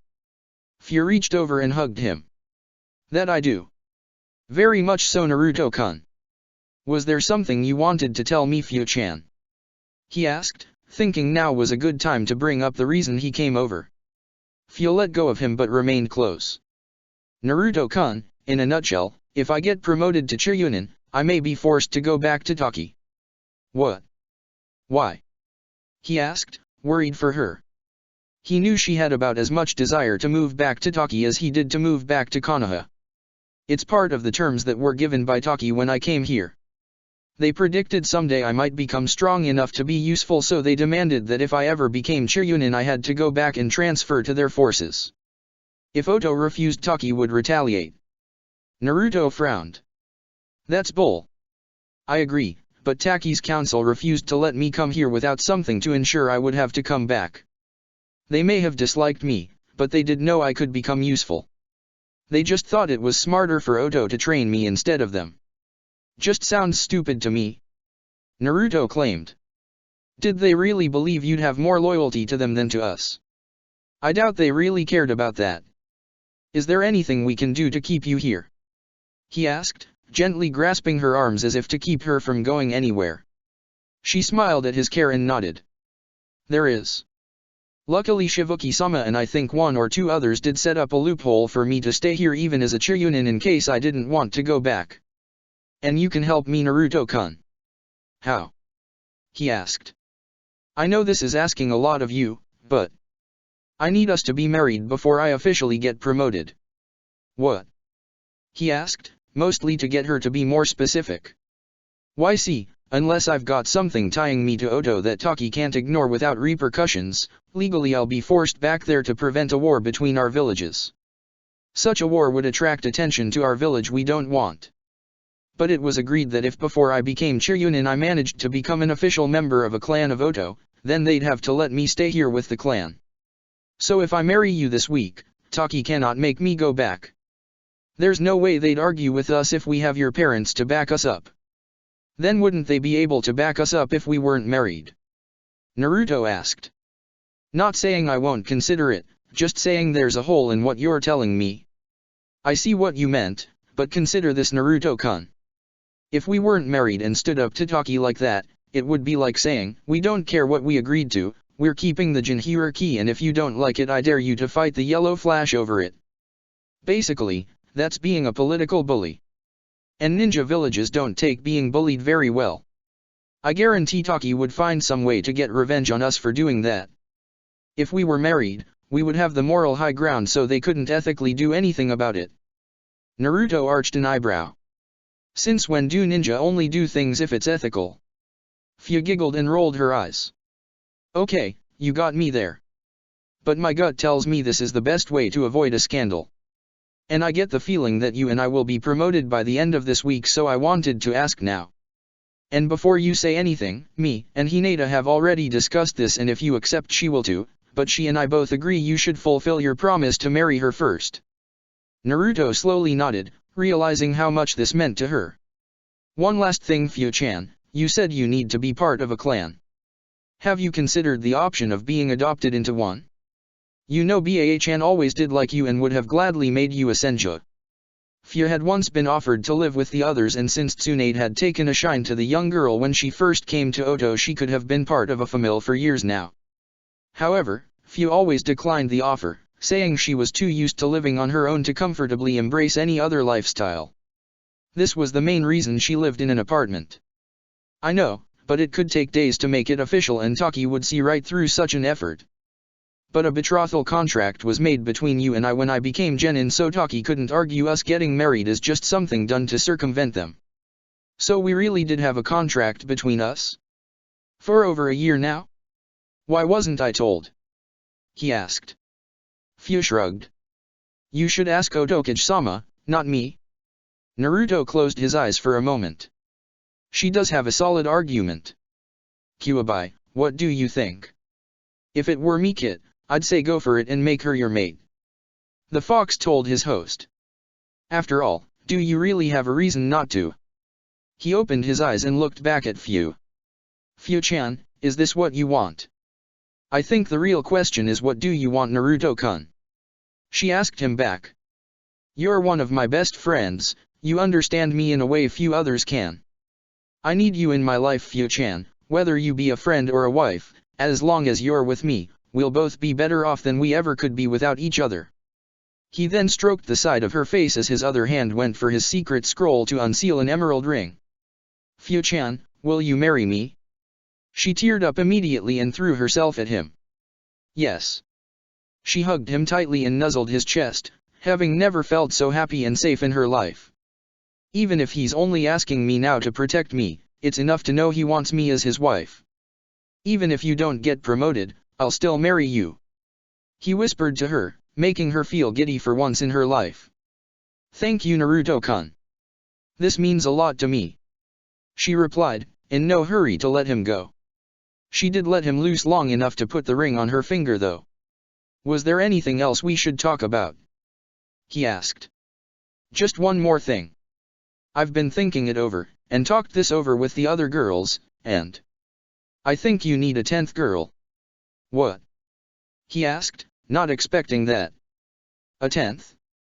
Shouldn't 9 be enough? This isn't about that, Naruto-kun. Hear me out. Fu told him, then explained her reasoning for the necessity of a 10th girl.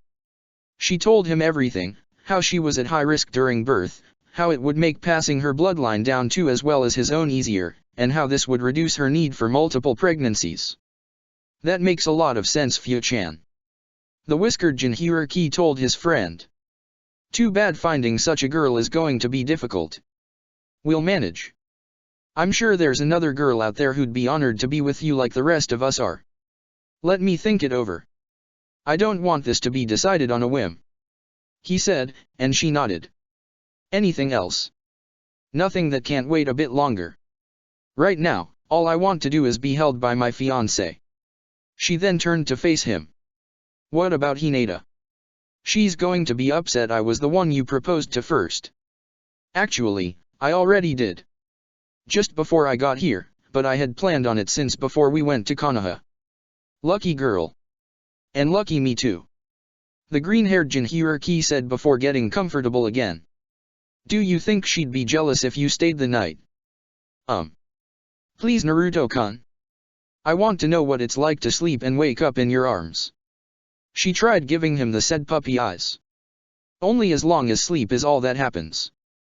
I promised Hina-chan those activities first too. He told her. She nodded. I can wait. This will just make the wait easier. She then got comfy in his embrace again. Try and take me from him now, Taki. I'll squash you like a bug if you do. Hey. Shishibai said to its host. Sorry, Shishibai, but am I wrong? No, just try a different phrasing next time. Hinata was in her bedroom writing in her diary. It finally happened, Naruto-kun proposed. I'm wearing the ring right now. He got me a diamond. She paused to stare at her ring, happily admiring it. I know I've said this before, but this time it's not just conjecture. I'm about to become Mrs. Uzumaki. Or Namikaze, I'm not yet sure which name I'll be taking, but I do think Hinata Uzumaki sounds better than Hinata Namikaze. Either way, as long as Naruto-kun is my husband, I could be Mrs. anything for all I care. Except Hyuga. Don't want that name back. Ever. There was a knock at her door and it opened before she could approve. In walked Naruto, making her smile and get up from her bed. Welcome back, Koi. She said, much like a wife greeting her husband.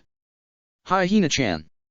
I'm a shadow clone, here to tell you that Fu-chan wants the real me to spend the night with her. They won't have sex or anything like that, but he did propose to her too, and she really wants to spend one night alone with him. Hinata at first didn't like this, but calmed herself before she did anything. I'm the same way, so I understand her for wanting this. Besides, I get to sleep next to him all the time on missions and during the past month, so I guess I can give her one night just for herself. Alright, he can stay there tonight with her. But let him know I'd like him to send me another clone so I can in some way hold him tonight as well. The clone nodded and dispelled, and Hinata looked outside. 2 down, 7 or 8 to go. CH-74 shame. The week after the invasion, morale was at an all-time low in Konoha for various obvious reasons. Some of their own had died, they had been defeated by a relatively obscure enemy and their supposed ally, and several respected members of their own forces had betrayed them before it even started with the intention of that invasion happening. Good moods were hard to come by right now. Most of the ninja were in denial about what all they had seen and heard. Despite the testimony given and logical conclusion of everything they had been told, they wanted to believe it had all been a trick. Of course, not all of them could. Damn those ninja. If I see a single one ever again in any scenario, I'm killing them. Asuma declared angrily while he was drinking in a bar. Accompanying him were Kakashi and Guy. I can't believe Sensei switched to their side. Kakashi muttered ruefully. They had to have tricked him somehow. You know that's not true, Kakashi. Guy told his friend. You heard him, he sacrificed his life for us all and he only had one wish, which as a whole was not honored. If I were in his place, I'd feel more than a little spiteful myself. But we didn't know. He should have understood that. Kakashi defended. How does that make it okay, Kakashi? Guy asked, sounded a bit angered. How is ignorance an excuse for violence?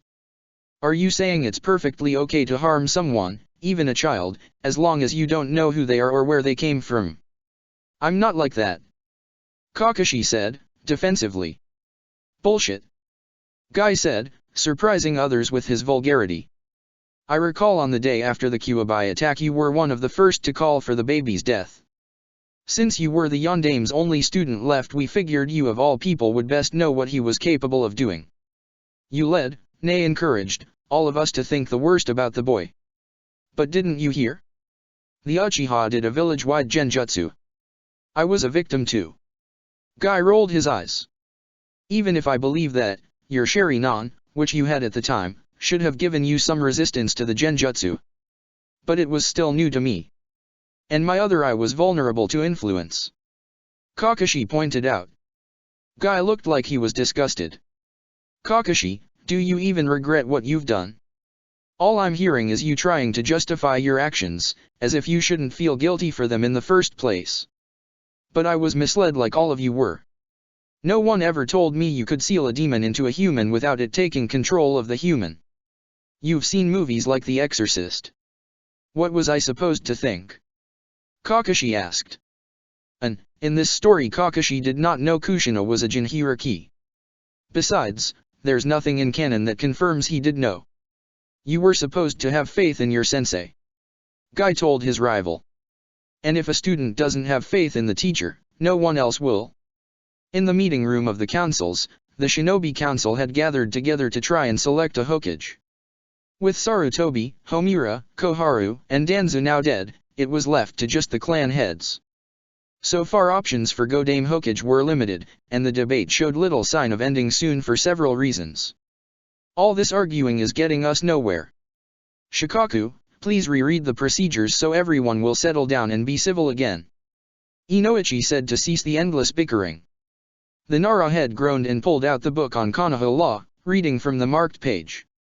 In the event the Hokage is killed and no replacement was appointed, the role must first be filled by the preceding Hokage unless they are dead or physically or mentally incapable of doing the job again. In that situation, it falls to the Shinobi Council to decide up a suitable Hokage to take the mantle and fill the role until the role is taken. We know this already. Some irritably said. Shikaku ignored it.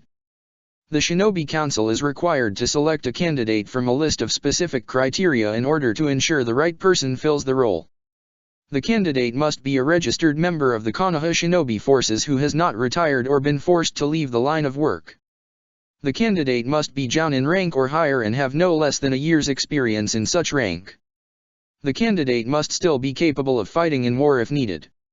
And as first instated by the Sandaime, then removed by the Yondaime, then reinstated by the Sandaime in his second term, the candidate cannot be a Jinhiriki. The Shinobi Council is themselves able to select any person who fits the above requirements, but no one involved in the vote is allowed to nominate themselves. Attempts to do such or second the nomination will be considered invalid. While members of the council are not forbidden from being nominated, they are not allowed to nominate themselves or other members of their clans. Such activity is grounds for questioning if the self-nominator is truly working in Konoha's best interests and can result in a TNI session to uncover the motive. What's your point? The representative of the Sarutobi clan asked. He was Koshiro Sarutobi, brother to Asuma and father to Kano Amaru. Unlike his brother, Koshiro didn't have a falling out with his father and stayed in Konoha. He was a talented jounin and had signed the monkey contract, but he was more of a technician than a warrior. He worked in the decoding department and TNI department, and would often work on the machinery they had to make the jobs easier. Like his brother, he was very angry at Oto for his father's death. My point is, you all have spent the past few days trying to get either someone from your own clan elected or someone who would rush to war right away. What we need right now is someone who can get Konoha back on its feet before it tries to knock another villages off its own. Shikaku stated. And if you're so smart, then who do you think should be Hokage? You. The new representative of the Hyuga clan challenged. He was Hiryu Hyuga, Hayashi, and Hisashi's father and head of the elder council of the clan. He was officially retired but had to step up to the responsibility until his deceased son could be replaced. I'm forbidden from nominating myself, and even if I was, I would deny it.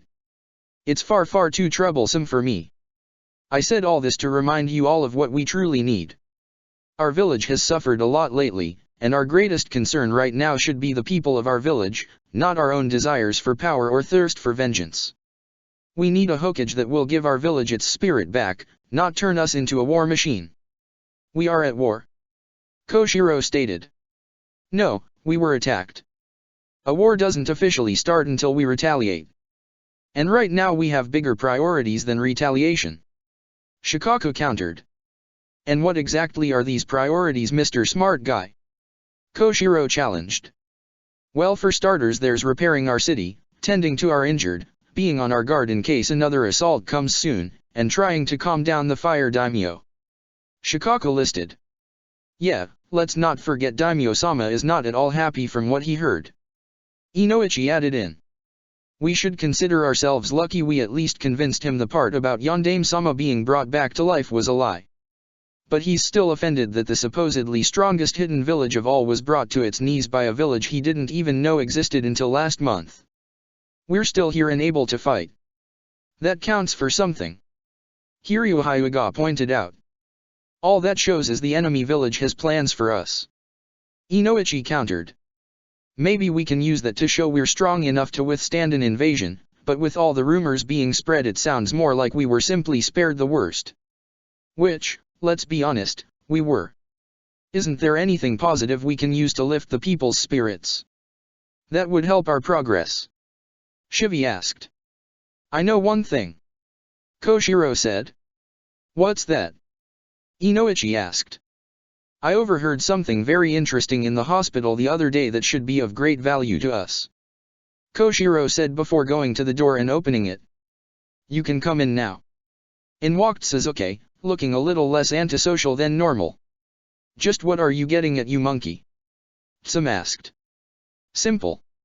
Sasuke, please show them.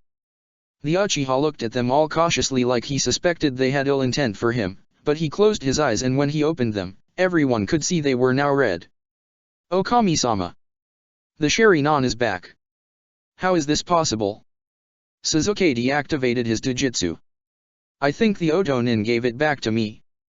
Gave it back? Why would they do that? Inoichi asked. Forget that, how could they do that instead? Tsum asked. Sasuke shrugged. I don't know. But it's a clear sign that Oto has complete control of our bloodlines and are not a threat to be taken lightly. When did you get your Kekkei Genkai back, and how? Shikaku added. I'm told that in the Forest of Death when I was unconscious that those Oto genin did some kind of jutsu on my eyes and told my teammate something would happen to me around a month later. I didn't notice anything different about myself until last night when my eyes felt weird. I looked in the mirror and my Sharingan came back. I double-checked with a medic to make sure it wasn't some kind of trick. We should check Kakashi too. Koshiro said. We should, but this is rather illogical. Shivi said. Why would the enemy give him his Dojutsu back? What do they stand to gain from it? It is indeed unusual, but we can still take advantage of this. Koshiro replied. Take advantage of? Sasuke repeated, not liking the sound of that. Oh, we didn't mean it like that, Sasuke, but you must realize that having the Sharingan back is a great boon to our village. Yeah, I imagine it would be. Sasuke replied, sounding suspicious. Something wrong? Unkaikarama asked. Just wondering what this council has in mind for my eyes, especially since this very council told me that they had just been using me before I lost it. Sasuke said, narrowing his eyes at the clan heads. We never said that. Koshiro countered. I was there. I heard this council tell me that without my eyes I was nothing to them, and I have proof that my grades in the academy were tampered with to make me be the Rookie of the Year when it was undeserved. The true Rookie of the Year was supposed to be Shino Abarame, but this council ordered teachers to make my grades higher since I couldn't surpass him in time for graduation on my own. I dare you to tell me you were doing that selflessly. It gave you the confidence you needed to stand up to your brother when you have to, didn't it? Koshiro responded. Sasuke just sneered. There's no way that's your motive. And even if it was, what concern is it of yours if I kill Itachi or not? What if he comes back to kill more of us? So I'm a shield to you? Sasuke asked. No more so than any other ninja is. Koshiro answered. Sasuke's expression did not change. That's not exactly a no. That answer could easily be interpreted to mean every ninja in Konoha is meant to be a shield to you all. Well, to a point every ninja is. When you became a ninja you agreed to defend Konoha, and that includes the people in it. People like us. For a moment Sasuke looked like he had tasted something sour, but he returned to normal. Even so, what makes this council believe he'd come back and kill more? Does Itachi have a reason to target any of you? A few got nervous at that question and he caught that right away. Did anyone here actually interact with Itachi and keep this from me? Only in ways that were required back when he was Nambu. Shivi answered. Why do I get the feeling something is being kept from me? Sasuke asked himself, suspicious of the wording since it didn't say anything about what was actually done those times. Itachi is my concern, not yours. Afraid not, kid. Itachi is a missing nin of Konoha. He's a concern to all of us. Some told him. Then why am I the only one who actually wants to see him dead? You aren't. We want him gone too. That's why we placed him in the bingo book. You just never bothered to notice before. In your obsession with killing your brother, you ended up convincing yourself you're the only one who can, and forgot we have Hunter Nin for this sort of thing. Inoichi pointed out. Maybe you're right, but why exactly am I here right now? Is it just to prove my jujutsu is active, or is there more? Sasuke asked. Koshiro smiled. That was part of it, but I really brought this up because I think we should consider promoting you to Chiryunin. There was a stunned silence in the room for a moment, but before any of the other council members could say a word Sasuke did.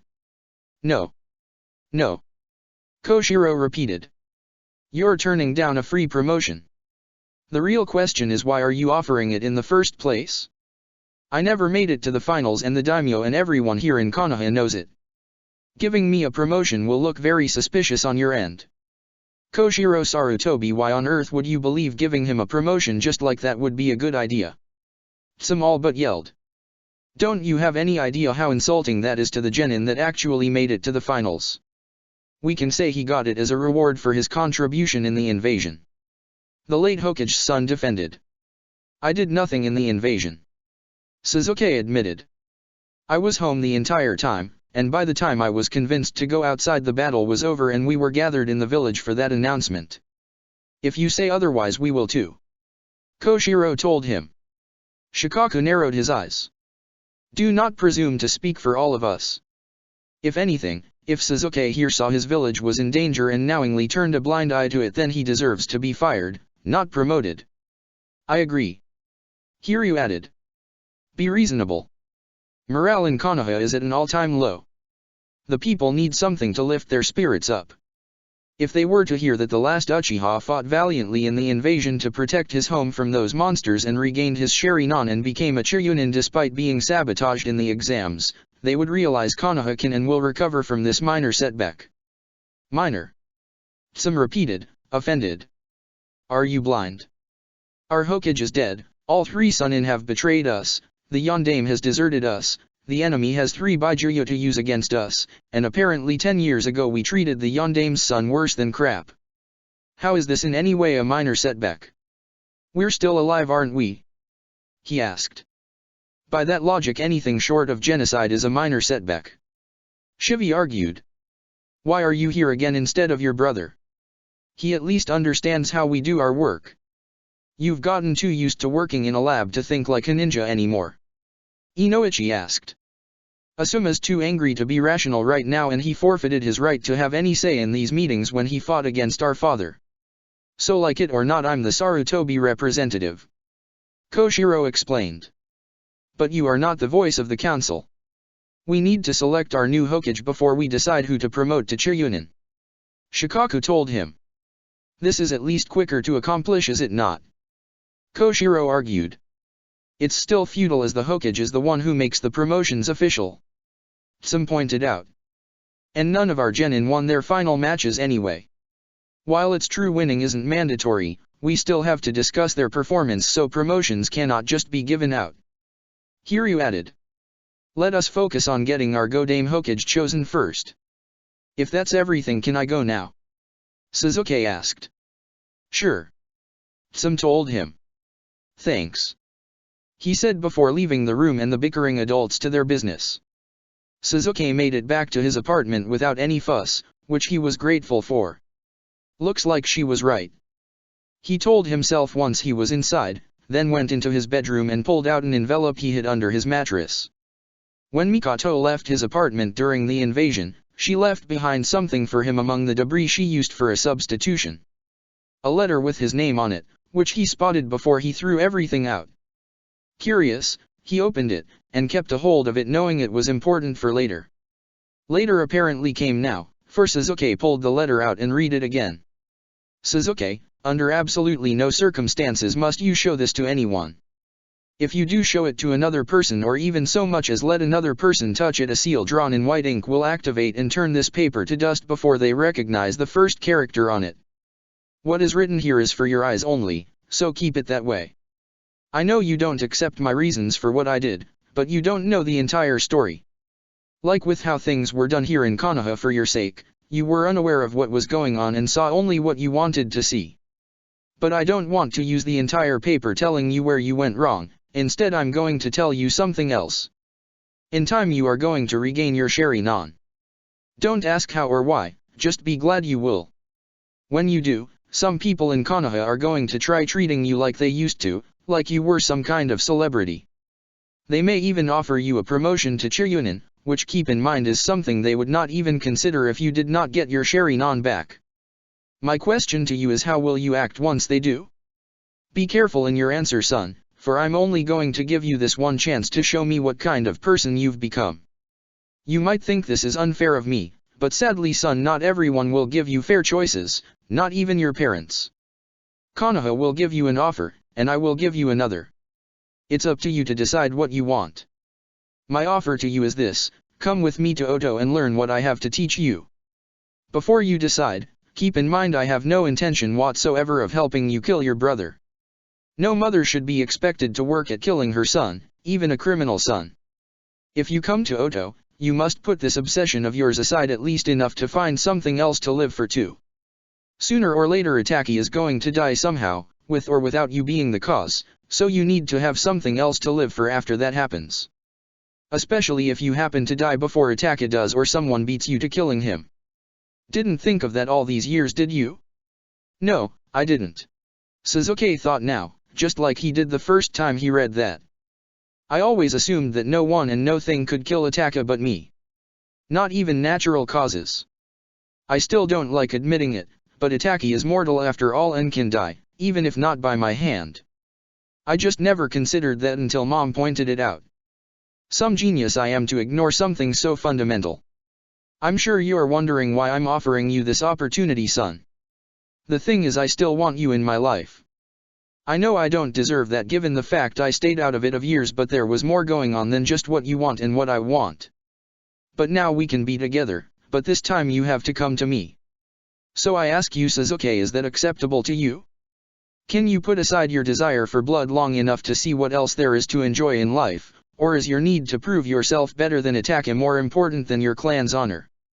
That part confused Sasuke the first time he read it, because he was so certain killing Itaki was necessary for the clan's honor. But Mikoto apparently disagreed and let him know it. Killing Itachi may be avenging our clan, but in your effort to redeem our clan's honor Sasuke you've been destroying it. When you became a ninja you took an oath to fight for the good of your village and your team, not only for your own ends and ego. Having a fancy name or heritage doesn't make you a better person than everyone around you, and it certainly doesn't give you the right to treat them as less than human. If anything, it means you have a responsibility to be more honorable, so you set a good example. A clan is only honorable as long as its members are, and with you being the only Uchiha in Konoha, the Uchiha are only likable as long as you are. If you saw someone else acting like you used to, would you like them? No, but then again they wouldn't be me. Sasuke told him. But then again, that's proving her point. In short, my son, you will be given two options. Stay in Konoha and accept what they give you, or come with me and accept what I give you. Keep in mind both sides, yes even mine, have at least some selfish motive for what they offer you. In a month's time I will approach you to find out your choice, and that will be your one and only time to choose. I'll see you then, son. So she'll be back in 3 more weeks. Sasuke told himself. I see what she meant by Konoha's offer. Now that I have my Sharingan back, some people here are going to pretend they never turned their back on me. I don't like the implication that I can only get benefits if I repay the favor someday. I mean, I'm the one chance this village has at getting the Sharingan back. They shouldn't expect anything more of me than that, so why should I have to earn my keep in this village? I've already earned it by being their only hope for having the most power Kekkei Genkai in the world be here. Sasuke felt a rare pang of conscience and knew why, even though he didn't like admitting why. That's the kind of thinking Mom said made her hate me. But I don't understand. Why would she hate that? She's an Uchiha too, surely she knows as well as I do that we are the best and Kami-sama made the world specifically for us, and that's just how it is. Why would she hate me for being right? Unless, it wasn't right. He closed his eyes for a moment, and in that moment he recalled one important thing he had overlooked for years. All that talk about Uchihas being superior to everyone by nature, that came from the council and Umbu and shopkeepers, but I don't remember any actual Uchiha ever saying that. My father did say it was our right to rule, but even he didn't talk like Kami-sama was in our shadow. So is it possible that all this time I've just been thinking what everyone else wanted me to think? Whether it was true or not. Has Konoha been brainwashing me in a way? Sasuke sat down on his bed. What do I decide to do? I've already seen what Konoha thinks of me. If I stay here I might be forced to kill my mother someday too, but if I leave I can't kill Itachi. How do I decide this in just 3 more weeks? I'm positive this is what he meant. Niji said to himself as he went into his father's study, which used to belong to Hayashi before his suicide. Hisashi didn't go in there often as it reminded him a lot of his late brother, but there were times he put the room to use. Mostly when he didn't want to be disturbed. To Niji though this room always would be his father's room, as he no longer had any memories of Hayashi. He had heard about his uncle but ultimately thought of him as a disgrace for his suicide. Such action was unfitting for such a noble clan, like they were above seppuku in any form. Niji knew Hayashi did it because he couldn't live with the grief of losing his wife and daughters, but Niji had always assumed that if the gods had wanted them to live they would be alive, and their death was a sign the gods no longer favored them. Why mourn those the gods themselves did not care for? Otosama's death was not an act of God but an act of man, thus it is okay to mourn for him. And I swear the ones will die by my hands even if I have to come back from the grave to make it happen. Niji told himself as he looked around his father's study. The only reason he hadn't been here before was clan business and reconstructing Konoha got in the way, but now that he had some free time he was going to find out what his father had been trying to tell him. Using his Byakugan, Niji saw something hidden in the room. A wall safe. Instead of a standard lock, it was a numerical lock. A combination, that's what he was telling me. He wants me to see what's in the safe. Thanks to privacy seals all over the Hyuga estate, you couldn't really see beyond the room you were in without a window, and apparently there were seals inside the safe so Niji couldn't see what was inside it. Removing the wall scroll that was hiding the safe, Niji began to adjust the dial. 1, 4, 3, 9. He heard a click, and reached for the handle. Moving carefully, he succeeded in opening the safe and gazed inside. What he saw was a manila envelope with his name on it, on top of a black box the size on an average shoe box that had the Hyuga emblem stamped on it. Curious, Niji took both out and chose to open the envelope first. Inside were several sheets of paper with Hisashi's handwriting on it. Niji, if you're reading this, then I am dead now. I'm just glad you were able to get the combination to this safe to see my final words to you. I don't know who or what killed me or why, but I wrote this for if it happens. Keep in mind most ninja parents leave these letters for their children if something goes wrong, like you may someday do for your own son. I imagine that you want nothing less than my killer's head on a platter. While I understand your desire, I do not condone it. What? Niji thought. How can he not want me to avenge him? I imagine that my words confuse you, but they should not. Think, my son, have I ever been the type of person to insist on blood for blood or an eye for an eye? Before you say that's how ninja think or how the Hyuga clan think, I repeat, have I ever portrayed that attitude before? Niji had to think it over, trying to remember any time his father had insisted that someone suffer. But he couldn't remember a time when Hisashi had called for anything worse than something humiliating rather than lethal. The fact is, Niji, I am not that kind of person. I believe in justice, not vengeance, and I do not want you to walk the path of vengeance. If you try to kill my killer now, or actually strive for that to happen, you are not honoring me but instead just being vengeful. Killing them because you want them dead, not because I want them dead. If you must kill them, do it because it has to be done, not because you want it to be done. Ota-sama, that makes no sense. They have to die. They deserve to die. If my words are not enough to convince you, son, then maybe your own words will. If I am dead at someone else's hands, then obviously the gods favored them more than me. Maybe it was just my time and they were the instrument of the gods. If you seek them out, you are the instrument of your anger and pride, not the gods. I do not want that for you, my son.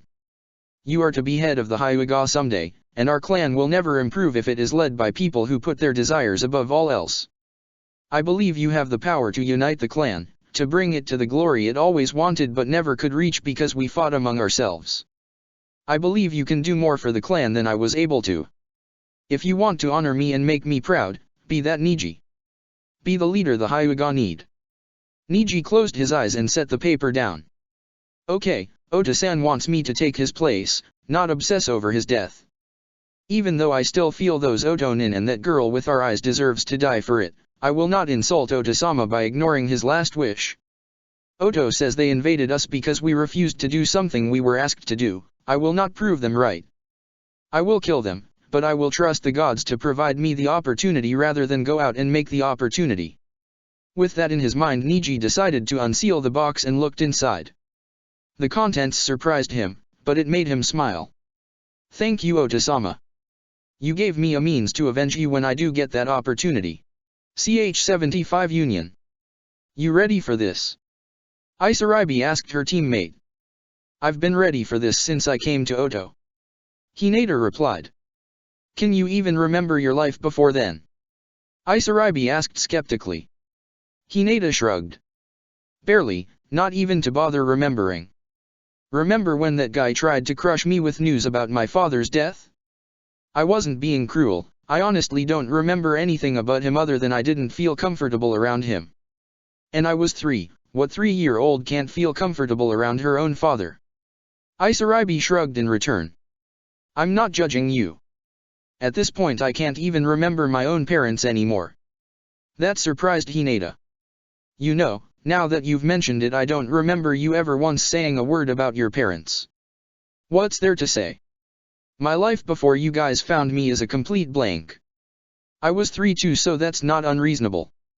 I don't remember anything about my mother or father. For all I know, they're dead. And if they aren't? Hinata questioned. Isaribi shrugged nonchalantly. Would it really make much of a difference if they were still alive? It did to Naru-kun. Hinata pointed out. He was happy to see his mother still alive and his father brought back to life. He didn't go out and look for them or pine for them to come back to him. In my case, the only ways I can find out about my parents are sheer chance or actually looking for a trail of clues. And I don't have the slightest idea where to start looking. I decided long ago that if I spend the rest of my life not knowing who my parents are, I can live with that, You sure? Isarabi nodded. Yes, because once I marry Naruto-kun too I'll have the kind of family I've always wanted. But enough about me, this is your day Hinata. The white-eyed girl nodded and smiled warmly. Yeah. I'm surprised it's happening so soon, but I'm not going to complain. You aren't getting cold feet are you? Hinata shook her head. Not at all. I've wanted this too long to chicken out now. Too bad some of us have to wait a little bit longer. Isarabi commented, looking at her left hand and the pearl ring she had on it, happily remembering when she had gotten it. Flashback.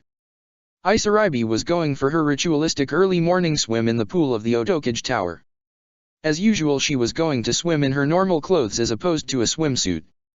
Since she knew a minor jutsu that allowed her to dry her clothes in moments it didn't really matter to her what she swam in. Also she said as a ninja she wouldn't have the luxury of switching into a swimsuit on the job so moving in water wearing her normal outfit was part of her training. When she started she was the only one in the room, but when she came up for air the first time she saw Naruto had entered wearing his orange swimsuit. This was nothing new, since he went swimming with her all the time. Hi Naruto-kun. She greeted with a smile. Hi Isarabi-chan. Nice to see you aren't skinny dipping as I feared. Why? Don't you like my body? It's nice, but what if someone got here before I did? The purple-haired girl got to the edge of the pool, crossing her arms as she placed them on the edge while resting her chin on them. I'm a kunoichi Naruto-kun. I can defend myself, especially when I'm in the water. But I am happy you worry for me like that. What kind of guy would I be if I didn't worry for my girls? He asked, sitting on the edge beside her placing his feet in the water. An overprotective guy if you worry too much. Isarabi answered. Come on in, the water's fine. Something I wanted to do first. He told her, confusing her. Isarabi-chan, have you changed your mind at all since the time we discussed us? It took her a few seconds to grasp what exactly he was asking, but once she did she shook her head. No, my opinion's still the same. I care deeply for you Naruto-kun and want to be with you for the rest of my life. Why? Naruto gave her a reassuring smile, the kind that made her feel like all was right with the world even if only for a moment. I'm glad to hear that, because I've got something for you. Isarabi tilted her head curiously while he reached into his pocket and pulled something out. The second she saw what it was Isarabi was so surprised she almost forgot to keep herself afloat. Is that what I think it is? Naruto held out a silver ring with a pearl on it. Isarabi-chan, will you marry me? The purple-haired girl jumped out of the water like a flying fish to engulf the whiskered blonde in a hug, knocking him into the water and by default going in with him. Heedless of the water she kissed him with reckless abandon, stopping only when he struggled to get some air. Sorry Naruto-kun, I got a little carried away. She apologized, hoping she hadn't ruined the moment. Next time I surprise you, I'm doing it away from water. He joked, making her chuckle with him and feel reassured again. Oh, I dropped the ring. Isarabi dove under and looked for the ring, seeing it at the bottom of the pool and being pulled towards the suction of the filter. Racing she grabbed it before the filter did and emerged. Got it. Is that a real pearl? He nodded. Yep. I thought it suited you because people have to dive to get them, and you love being in the water. What better gem than one that came from underwater? Isarabi smiled and placed the ring on her left ringer finger. I love it, but not as much as I love you Naruto-kun. She said before kissing him, this time being careful not to potentially drown him. End flashback. You'll get your turn soon. Let me have today. Hinata told her teammate. And tomorrow. Don't forget about tomorrow. The swimming enthusiast added. Hinata smiled and nodded. How much longer? I'll go ask someone. Isarabi then left the room. In her time alone Hinata couldn't help but look at herself in the mirror, and smiled a bit, allowing herself a brief moment to be vain. Her reflection showed herself wearing a white dress without shoulders or arms, but she did have white gloves on that went up to her elbows and a little past them, a thin mesh covering for everything between her neck and top of her dress at the bosom, and black shoes sticking out of the base of the dress. A white obi was wrapped around her waist to pinch the dress tighter but not make it uncomfortable so her figure wasn't truly hidden by her outfit. I'm still surprised they make wedding dresses for girls my age. She thought to herself. I'm just glad they do. There was a knock at the door. Come in. The door opened and Hitomi walked in. She smiled warmly at her daughter. My, you look lovely, Hinata. Thank you, Oka-san. You sure grew up fast. I can still remember the first time you kicked me when you were in my womb like it was yesterday. And here you are today, about to get married. The elder Byakugan bearer said wistfully. Hinata blushed but continued to admire her ceremonial white kimono, checking to ensure nothing was out of place and everything that was supposed to be covered was. I'm surprised too.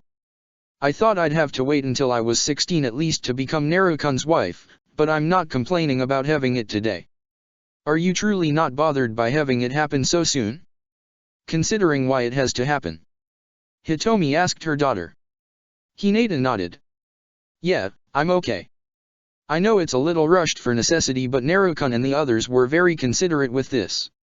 Besides, if we don't do it now, Fu-chan will be in danger of deportation. I'm not going to be selfish and leave her to suffer all so I can have things done my way. I almost ruined things that way, I'm not doing that again. Hitomi smiled. That's very mature and noble of you, Hinata. Though I admit part of me is glad you at least have to postpone the honeymoon for a week. It's just practical. Why go on a vacation for just 1 or 2 days? Next week will be more opportune. Why? Don't like the idea of me being deflowered. Hinata teased. Hitomi blushed too. I highly doubt any mother anywhere likes to think about her child having sex, especially their 13-year-old. And any mother that would should be in the civilian equivalent of a bingo book. Just promise me you will use birth control. But remember, the CRA requires me to get pregnant within a year. If I'm not, then Narukan will be charged with taking advantage of the polygamy law and have all marriages legally annulled. Hinata stated, citing an addendum of the CRA law. The law did in fact legalize polygamy, but it only allowed it for reproductive purposes. If it appeared the person using it wasn't trying to reproduce, in a legal sense they were breaking the law and punished accordingly. Just be careful. A 13-year-old body isn't exactly ready for pregnancy and birth even if it can survive it. Hitomi warned. Trust me, Oka-san, I'll be careful. Hinata reassured. So how soon until it's time? We're supposed to start at noon, remember? It's an hour away. Oh, guess I lost track of time. I wonder how Narukan is doing. Hinata thought out loud. Naruto, dressed in a ceremonial black men's kimono, lacking any orange at the request of everybody, was being groomed by his mother and godmother while his father and godfather sort of stayed back, not wanting to get in the women's way at the moment. Damn it, can't this hair stay down for just 1 minute? Kushina complained when she combed Naruto's hair, trying to get it to stay down with no success. If it's anything like mine, you know it can't. Minato commented. Ditto. Jiraiya added. So Naruto, what name will you and your new wife be taking tonight? Tsunade asked, straightening out any imperfections she could find on his kimono, be it his obi uneven or a ruffled crest on his leg. For now we'll be using Uzumaki. Hina-chan tells me she always imagined herself as Mrs. Uzumaki when we got married, so she wants us to at least start that way. We might change it to Namikaze once we're certain Konoha can't come after us. Yeah, going around calling yourself Namikaze is bound to alert Konoha and even Kumo. I know they can't find this village yet, but for now it's best if it stays that way. Kushina commented. You know it's not too late for a bachelor party. Jiraiya joked, well prepared for the dirty look Tsunade gave him. For the last time, Eroji-san, I don't need one. I'm getting 9 wives, so why would I need to see strippers? Naruto told the Toad Sage. Because you're a guy. Jiraiya offered. Not the same kind of guy you are. Naruto claimed. Where did I go wrong? Jiraiya mock complained with a fake sad shake of his head. I'm just glad I didn't miss this, my son's wedding. Minato added, changing the subject. Same here. Kushina added. And with 9 girls, at least one of them has to be like me. Huh? Naruto asked, confused. Oh, that, when we were sealing Kyuubi and you, part of my words to you were to find a girl like your mother to make you happy. Kushina told him, then threw down the comb. That's it, I give up. Your hair is impossible. Hina-chan likes it the way it is anyway, so she won't care. Naruto reassured. Besides, I don't want to feel like I'm marrying a younger version of you. Oh no, I didn't mean find a girl just like me. By like me, I meant a girl that can love you even if she knows you're not perfect. A girl who when she says she loves you she means it, not just trying to get you to do something. Yeah, that's Hina-chan. What about the others? Tsunade asked. I don't doubt any of them, but since I'm marrying Hina-chan today I'm trying to keep my mind on her. It wouldn't be fair to her if I thought of other women on her wedding day. The whiskered blonde stated. Good boy. Kushina complimented. I'm not a dog, Oka-san. Naruto whined. Anything else needed before the ceremony starts? Tsunade asked. I think appearance-wise he's fine, all he needs now is a little man-to-man time with his father to settle any frayed nerves he may have. Jiraiya said. Frayed nerves? Naruto asked. I'll handle that. Minato offered. Everyone nodded, and with a kiss on the cheek from Kushina everyone but Minato left the room. The former Yondaime Hokage approached his son and sat down before him, hoping the level would make him look less intimidating as he spoke so his words would have a more positive impact. I bet you're a bit nervous, son. He started. Naruto shrugged. I'm alright. I mean, after fighting in Konoha this should be easy. Trust me son, this isn't easy. A fight's one thing, it's something you were prepared to do for years, but a wedding and the life that comes with it is completely different. Minato countered. Are you saying I shouldn't do this? Naruto asked. Minato shook his head. No, not at all. I'm not trying to discourage you. I'm just trying to get you to see you can't go into this the same as you would a battle. Naruto, it's natural to be a little nervous. I myself was when it was my wedding, but it was all worth it. Surely some part of you is nervous about what this all entails. The more you pretend otherwise, the worst it's going to hit you when you have to go through with it. Naruto sighed. I guess I'm worried about how this changes things. I mean, Hina-chan and I got along for years just fine, then the council shoves this thing on us both and it almost tears up apart. I know she's trying now to be more supportive, but what if she falls back into that old pattern? I'll lose my oldest friend and all the girls might end up too busy fighting over me for any of us to remain friends anymore. Well, no one ever said marriage was easy, but it's definitely worth it. You know, my father once told me that marriage was a lot like ninja training, everyone knows the risks involved but that doesn't stop people from getting it.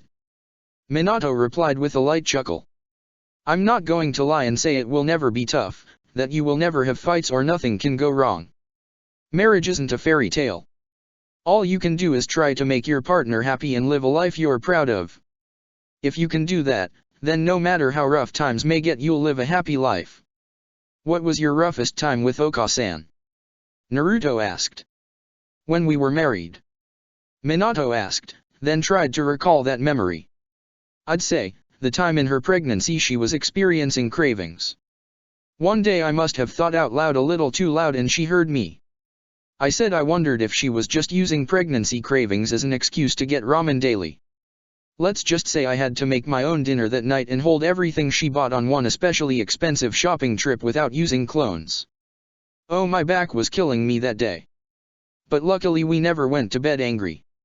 Naruto snickered a little, imaging his father whipped like that, even though he knew he might be in the same situation in the future. Hearing you go through this makes me think this won't be so bad. And besides, at least you'll both be there to help out when the kids come. I hope you'd do the same. Minato commented with a sly smile. Naruto tilted his head in confusion. What? Oh, nothing, forget that. Come on, let's get out there. The ceremony's about to start. Minato said as he got up. Still confused by his father's words, Naruto followed Minato and went where he had been instructed to stand. The wedding was officially about to start. That was a nice ceremony, Fia thought as she laid in her bed hours later that night. The wedding and reception had ended about an hour ago. For the past hour Fia had hung out with her teammates saying what they'd do differently for their own weddings when they happened, and now she came home to her apartment. Naruto-kun looked so charming in that outfit, and Hinata, she was okay I guess. But I'm going to look much hotter than her when it's my turn in 2 days. The wedding had been simple but sweet, with vows, sharing sake, and sealing the union with a kiss. Hinata threw the bouquet as usual and Fu cheated a bit to catch it, meaning she used Shishibi's chakra to grow some wings to fly and grab it. It was a bit childish, she admitted it, but in all fairness she was the next in line and wanted to reinforce that.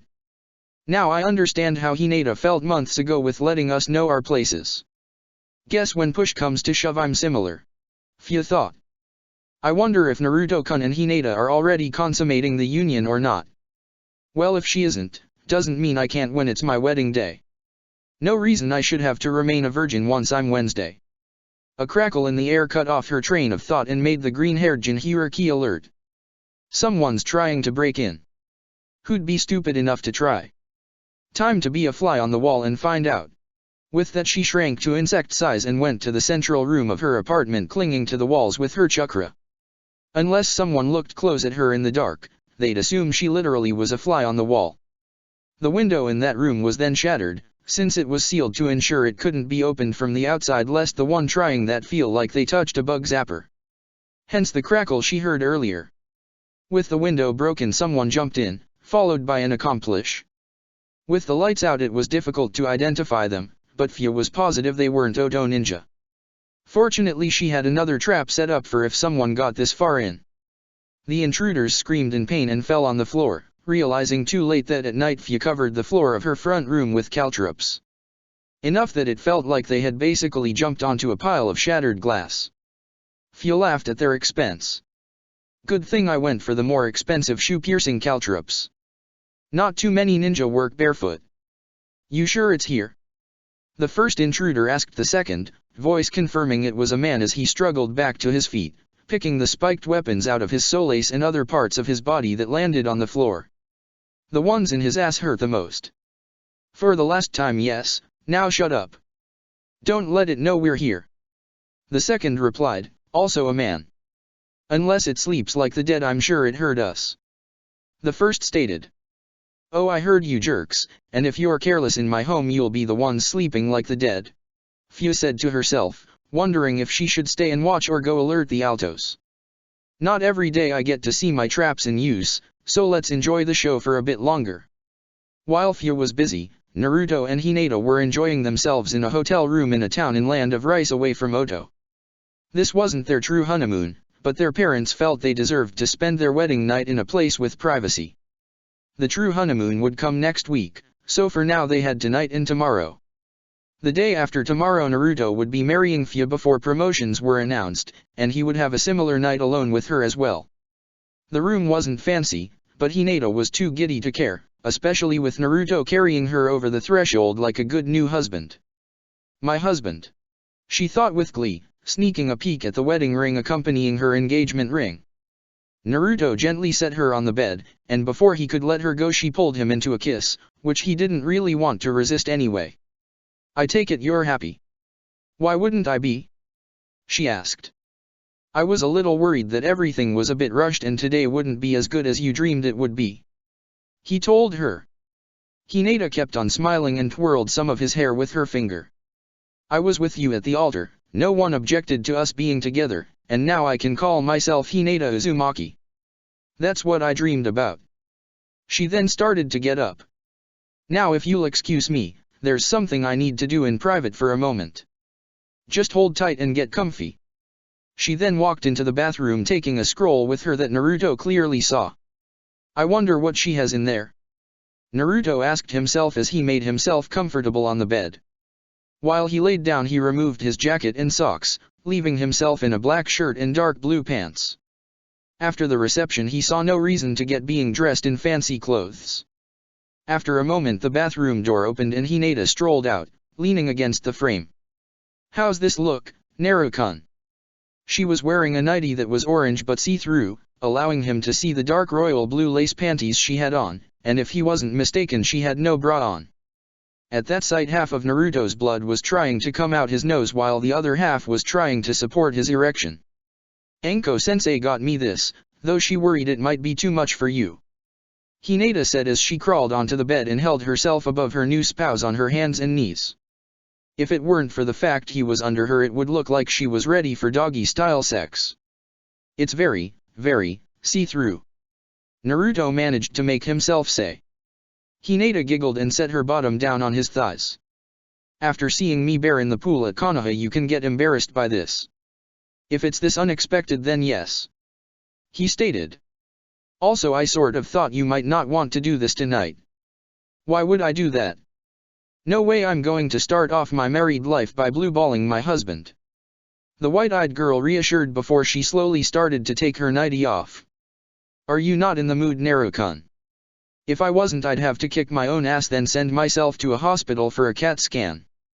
The whiskered blonde told her as he began to tug at her panties slightly. She wiggled her hips a little to encourage him, then he pulled the garment down to her knees, forcing her to adjust her legs for it to come completely off her. Your turn for clothes to come off, Naruto-kun. Hinata told him, herself completely naked now and not embarrassed to be that way for him. He sat up, stood off the bed, and tried to take his clothes off in a way that was meant to be sexy for her. To be honest, it just looked like someone undressing normally yet slowly with a poor copy of a stripper's smile on their face, but Hinata didn't complain. He stopped at his boxers. I took off your underwear, so how about you take off mine? Hinata grinned and complied, reaching out and removing his undergarment from him. Thanks to the skinny dipping incident in her Byakugan, this wasn't her first time seeing him bare, but this time felt different. It felt natural, instead of like she was doing something she wasn't supposed to do. The pool must have been cold that time. You're bigger now than you were then. She told him as she pulled him onto the bed, then positioned herself so her face was above his hips. Hina-chan? He asked, confused on why she'd want such a close look. Let me do something for you I wanted to save especially for tonight. Just relax. She reassured before carefully touching his manhood, stroking it a little to get it more erect. When she was satisfied, she surprised him by taking him in her mouth. Hina-chan. Naruto gasped, not expecting his first choice of wife to do something like this. Not that he hated it, but it was unexpected. Did it hurt? Hinata asked, taking her mouth off him. No. I was just surprised. It's okay, I'm not going to bite you or anything. She joked. I sure hope not. I really need that. He joked too. Hinata smiled, then once again wrapped her lips sensually around his erect organ. With her mouth full, she started bobbing her head. Rather than try and suck him off, she preferred to merely massage his penis with her lips and tongue and let him release naturally. She could already taste his pre-cum, but she didn't really have a way to describe the flavor. Salty, but strangely better than I anticipated. Your mouth feels great, Hina-chan. Naruto told her, making her blush and move faster. Getting an idea, Naruto silently created one shadow clone and had it sneak behind her. The clone knelt down and started licking her slit between her legs. The unexpected sensation made Hinata stop what she was doing and look behind herself. Naruto-kun. No reason I should be the only one pleasured right now, but I couldn't exactly reach you from this angle. The original answered. Then let's change that. Hinata offered before moving herself into a proper 69 position. Hey, what am I? Chopped liver? The clone asked now that it was no longer needed.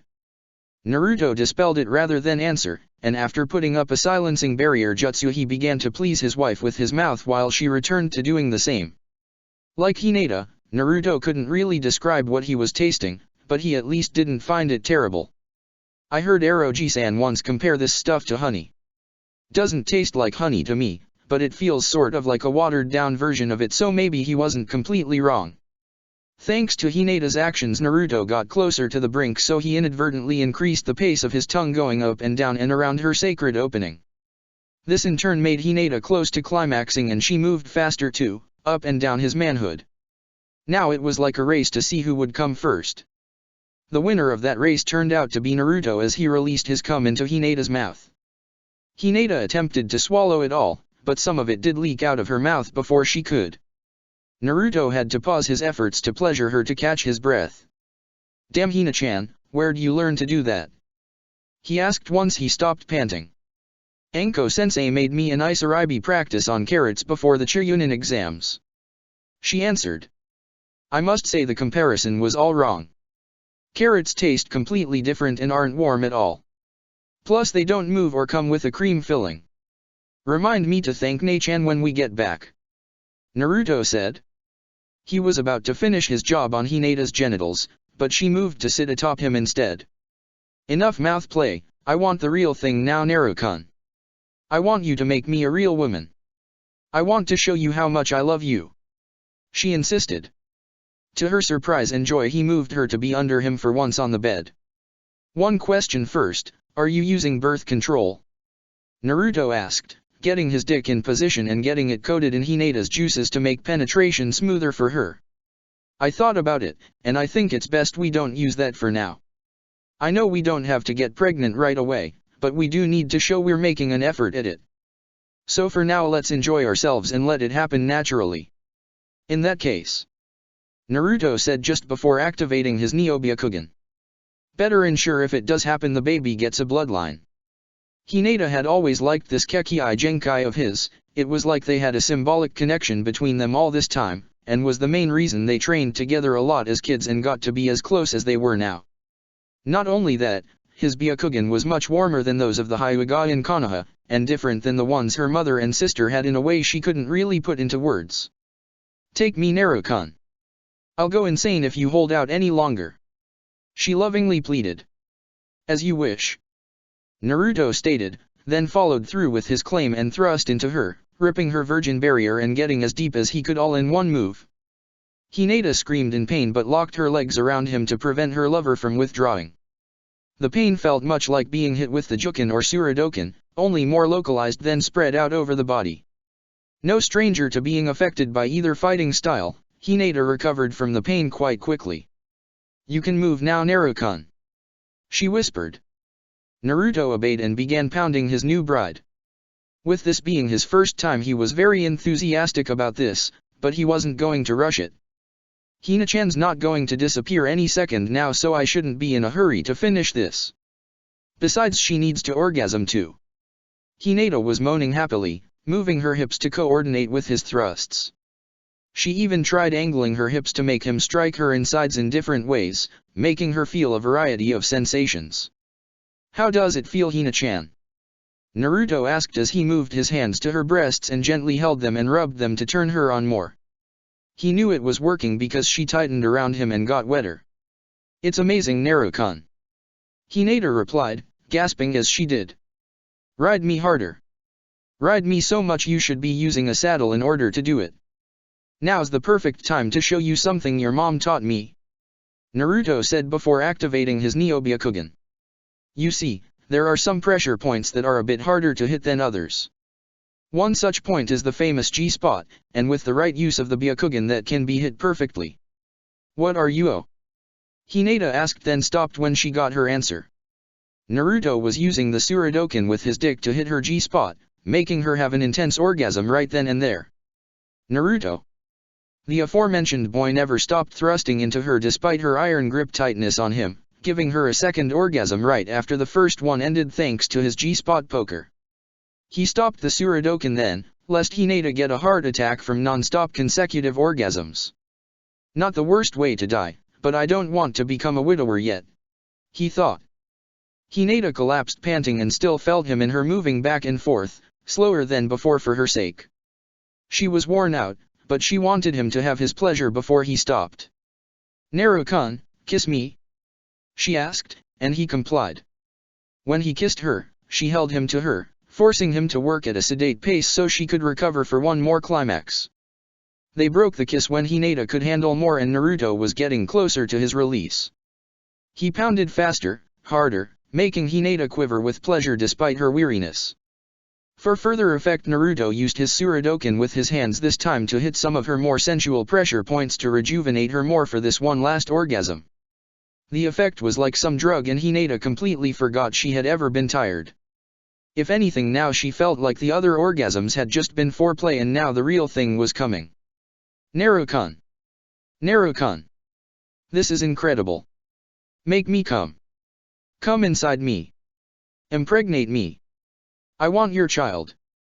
She wasn't even aware she had said that until after she finished, and while it made her blush, she knew deep down she wasn't just caught up in the moment. Part of her really did want to get knocked up tonight despite her age. With Tsunade and some of the best trained medics in the elemental nations, she wasn't at much risk for complications anyway. Naruto was at his limit and pushed himself in as far as he could get inside her. Hinata! He shouted as he filled her insides, which were still extra sensitive thanks to his pressure point hitting, allowing her to come one more time.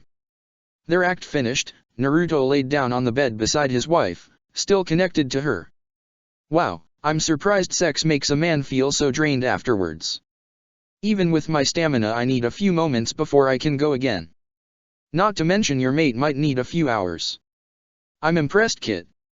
Kuwabai commented. Naruto turned completely red. You were watching? I was curious. I mean, all my time in Mito and Kushina I was forced to see how mating between humans happened from the vixen's perspective. For once I wanted to see how it was from the males. The Baijuyo confessed. Please don't do that again. Naruto requested. How exactly are you going to stop me, kid? Kuwabai teased. Naru-kun, thank you. I love you. Hinata peacefully cuddled in his arms, feeling more content and at peace than she ever had before in her life. I love you too. He told her. How were you so good for your first time? Hinata inquired. I could ask you the same thing. He told her, mind off the fox inside him. Both giggled a little, then relaxed in each other's arms and in the afterglow of their lovemaking. They were so relaxed Naruto actually forgot he still had his Niobe-Kugen. Back in Otofia was laughing so hard she was in danger of wetting herself. The intruders in her home seemed to be falling for every one of her traps. One got shot in the testicles with a staple gun behind the bedroom door, the other got his hair burned off by a blowtorch in the bathroom, and both of them fell through a trapdoor into the empty apartment below hers where there were even more traps like oil on the floor. And these guys thought they could catch me? The green-haired girl asked herself, more than just amused. A crash sound could be heard along with the words on my nose, making her laugh more. Oh, I can't believe that one worked. Did he really think the door to get out wasn't booby-trapped too? It's almost embarrassing. Alright, they're probably not going to leave for a little while. I should go alert someone now. Fia thought when she could stop laughing. Moving through the open window, she went outside and returned to normal size when she jumped to the ground. Once she was full size, she was caught by surprise by 3 ropes made of water springing at her and wrapping around her tightly. Fia struggled to get loose, but the liquid bindings were as strong as chains. Good work, Hisami, Mura-same, Kiri-same. I'm surprised the target was this easy to capture. Oto must be a complete failure as a ninja village then to produce such a feeble shinobi. A man said, stepping out of the shadows. He was an older man with wild spiked dull brown hair held under a dull tan bandana and wearing a dark gray outfit one Fia quickly recognized. You're from Taki, aren't you? She hissed. Originally, but now I work for myself. Taki wouldn't let me have their precious hero's water, but if I offer them you I'm sure they'd be willing to trade, lest I use you against them. The man said. Fia didn't know whether to scoff or groan. As much as I dislike Taki myself, I'm not letting you use me as a tool or bargaining chip. It's not like you have a choice here, Shishibai. Oh, I don't. Fia asked before shrinking small enough to be unseen, thus escaping the water restraints. Where did she go? The group asked, looking around for her. Fury appeared on her roof, flaring her chakra to alert the village security, enough to give her a zero-tailed Biju cloak. Let's see how you feel when this bug steps on you. Check the description for the links to the author.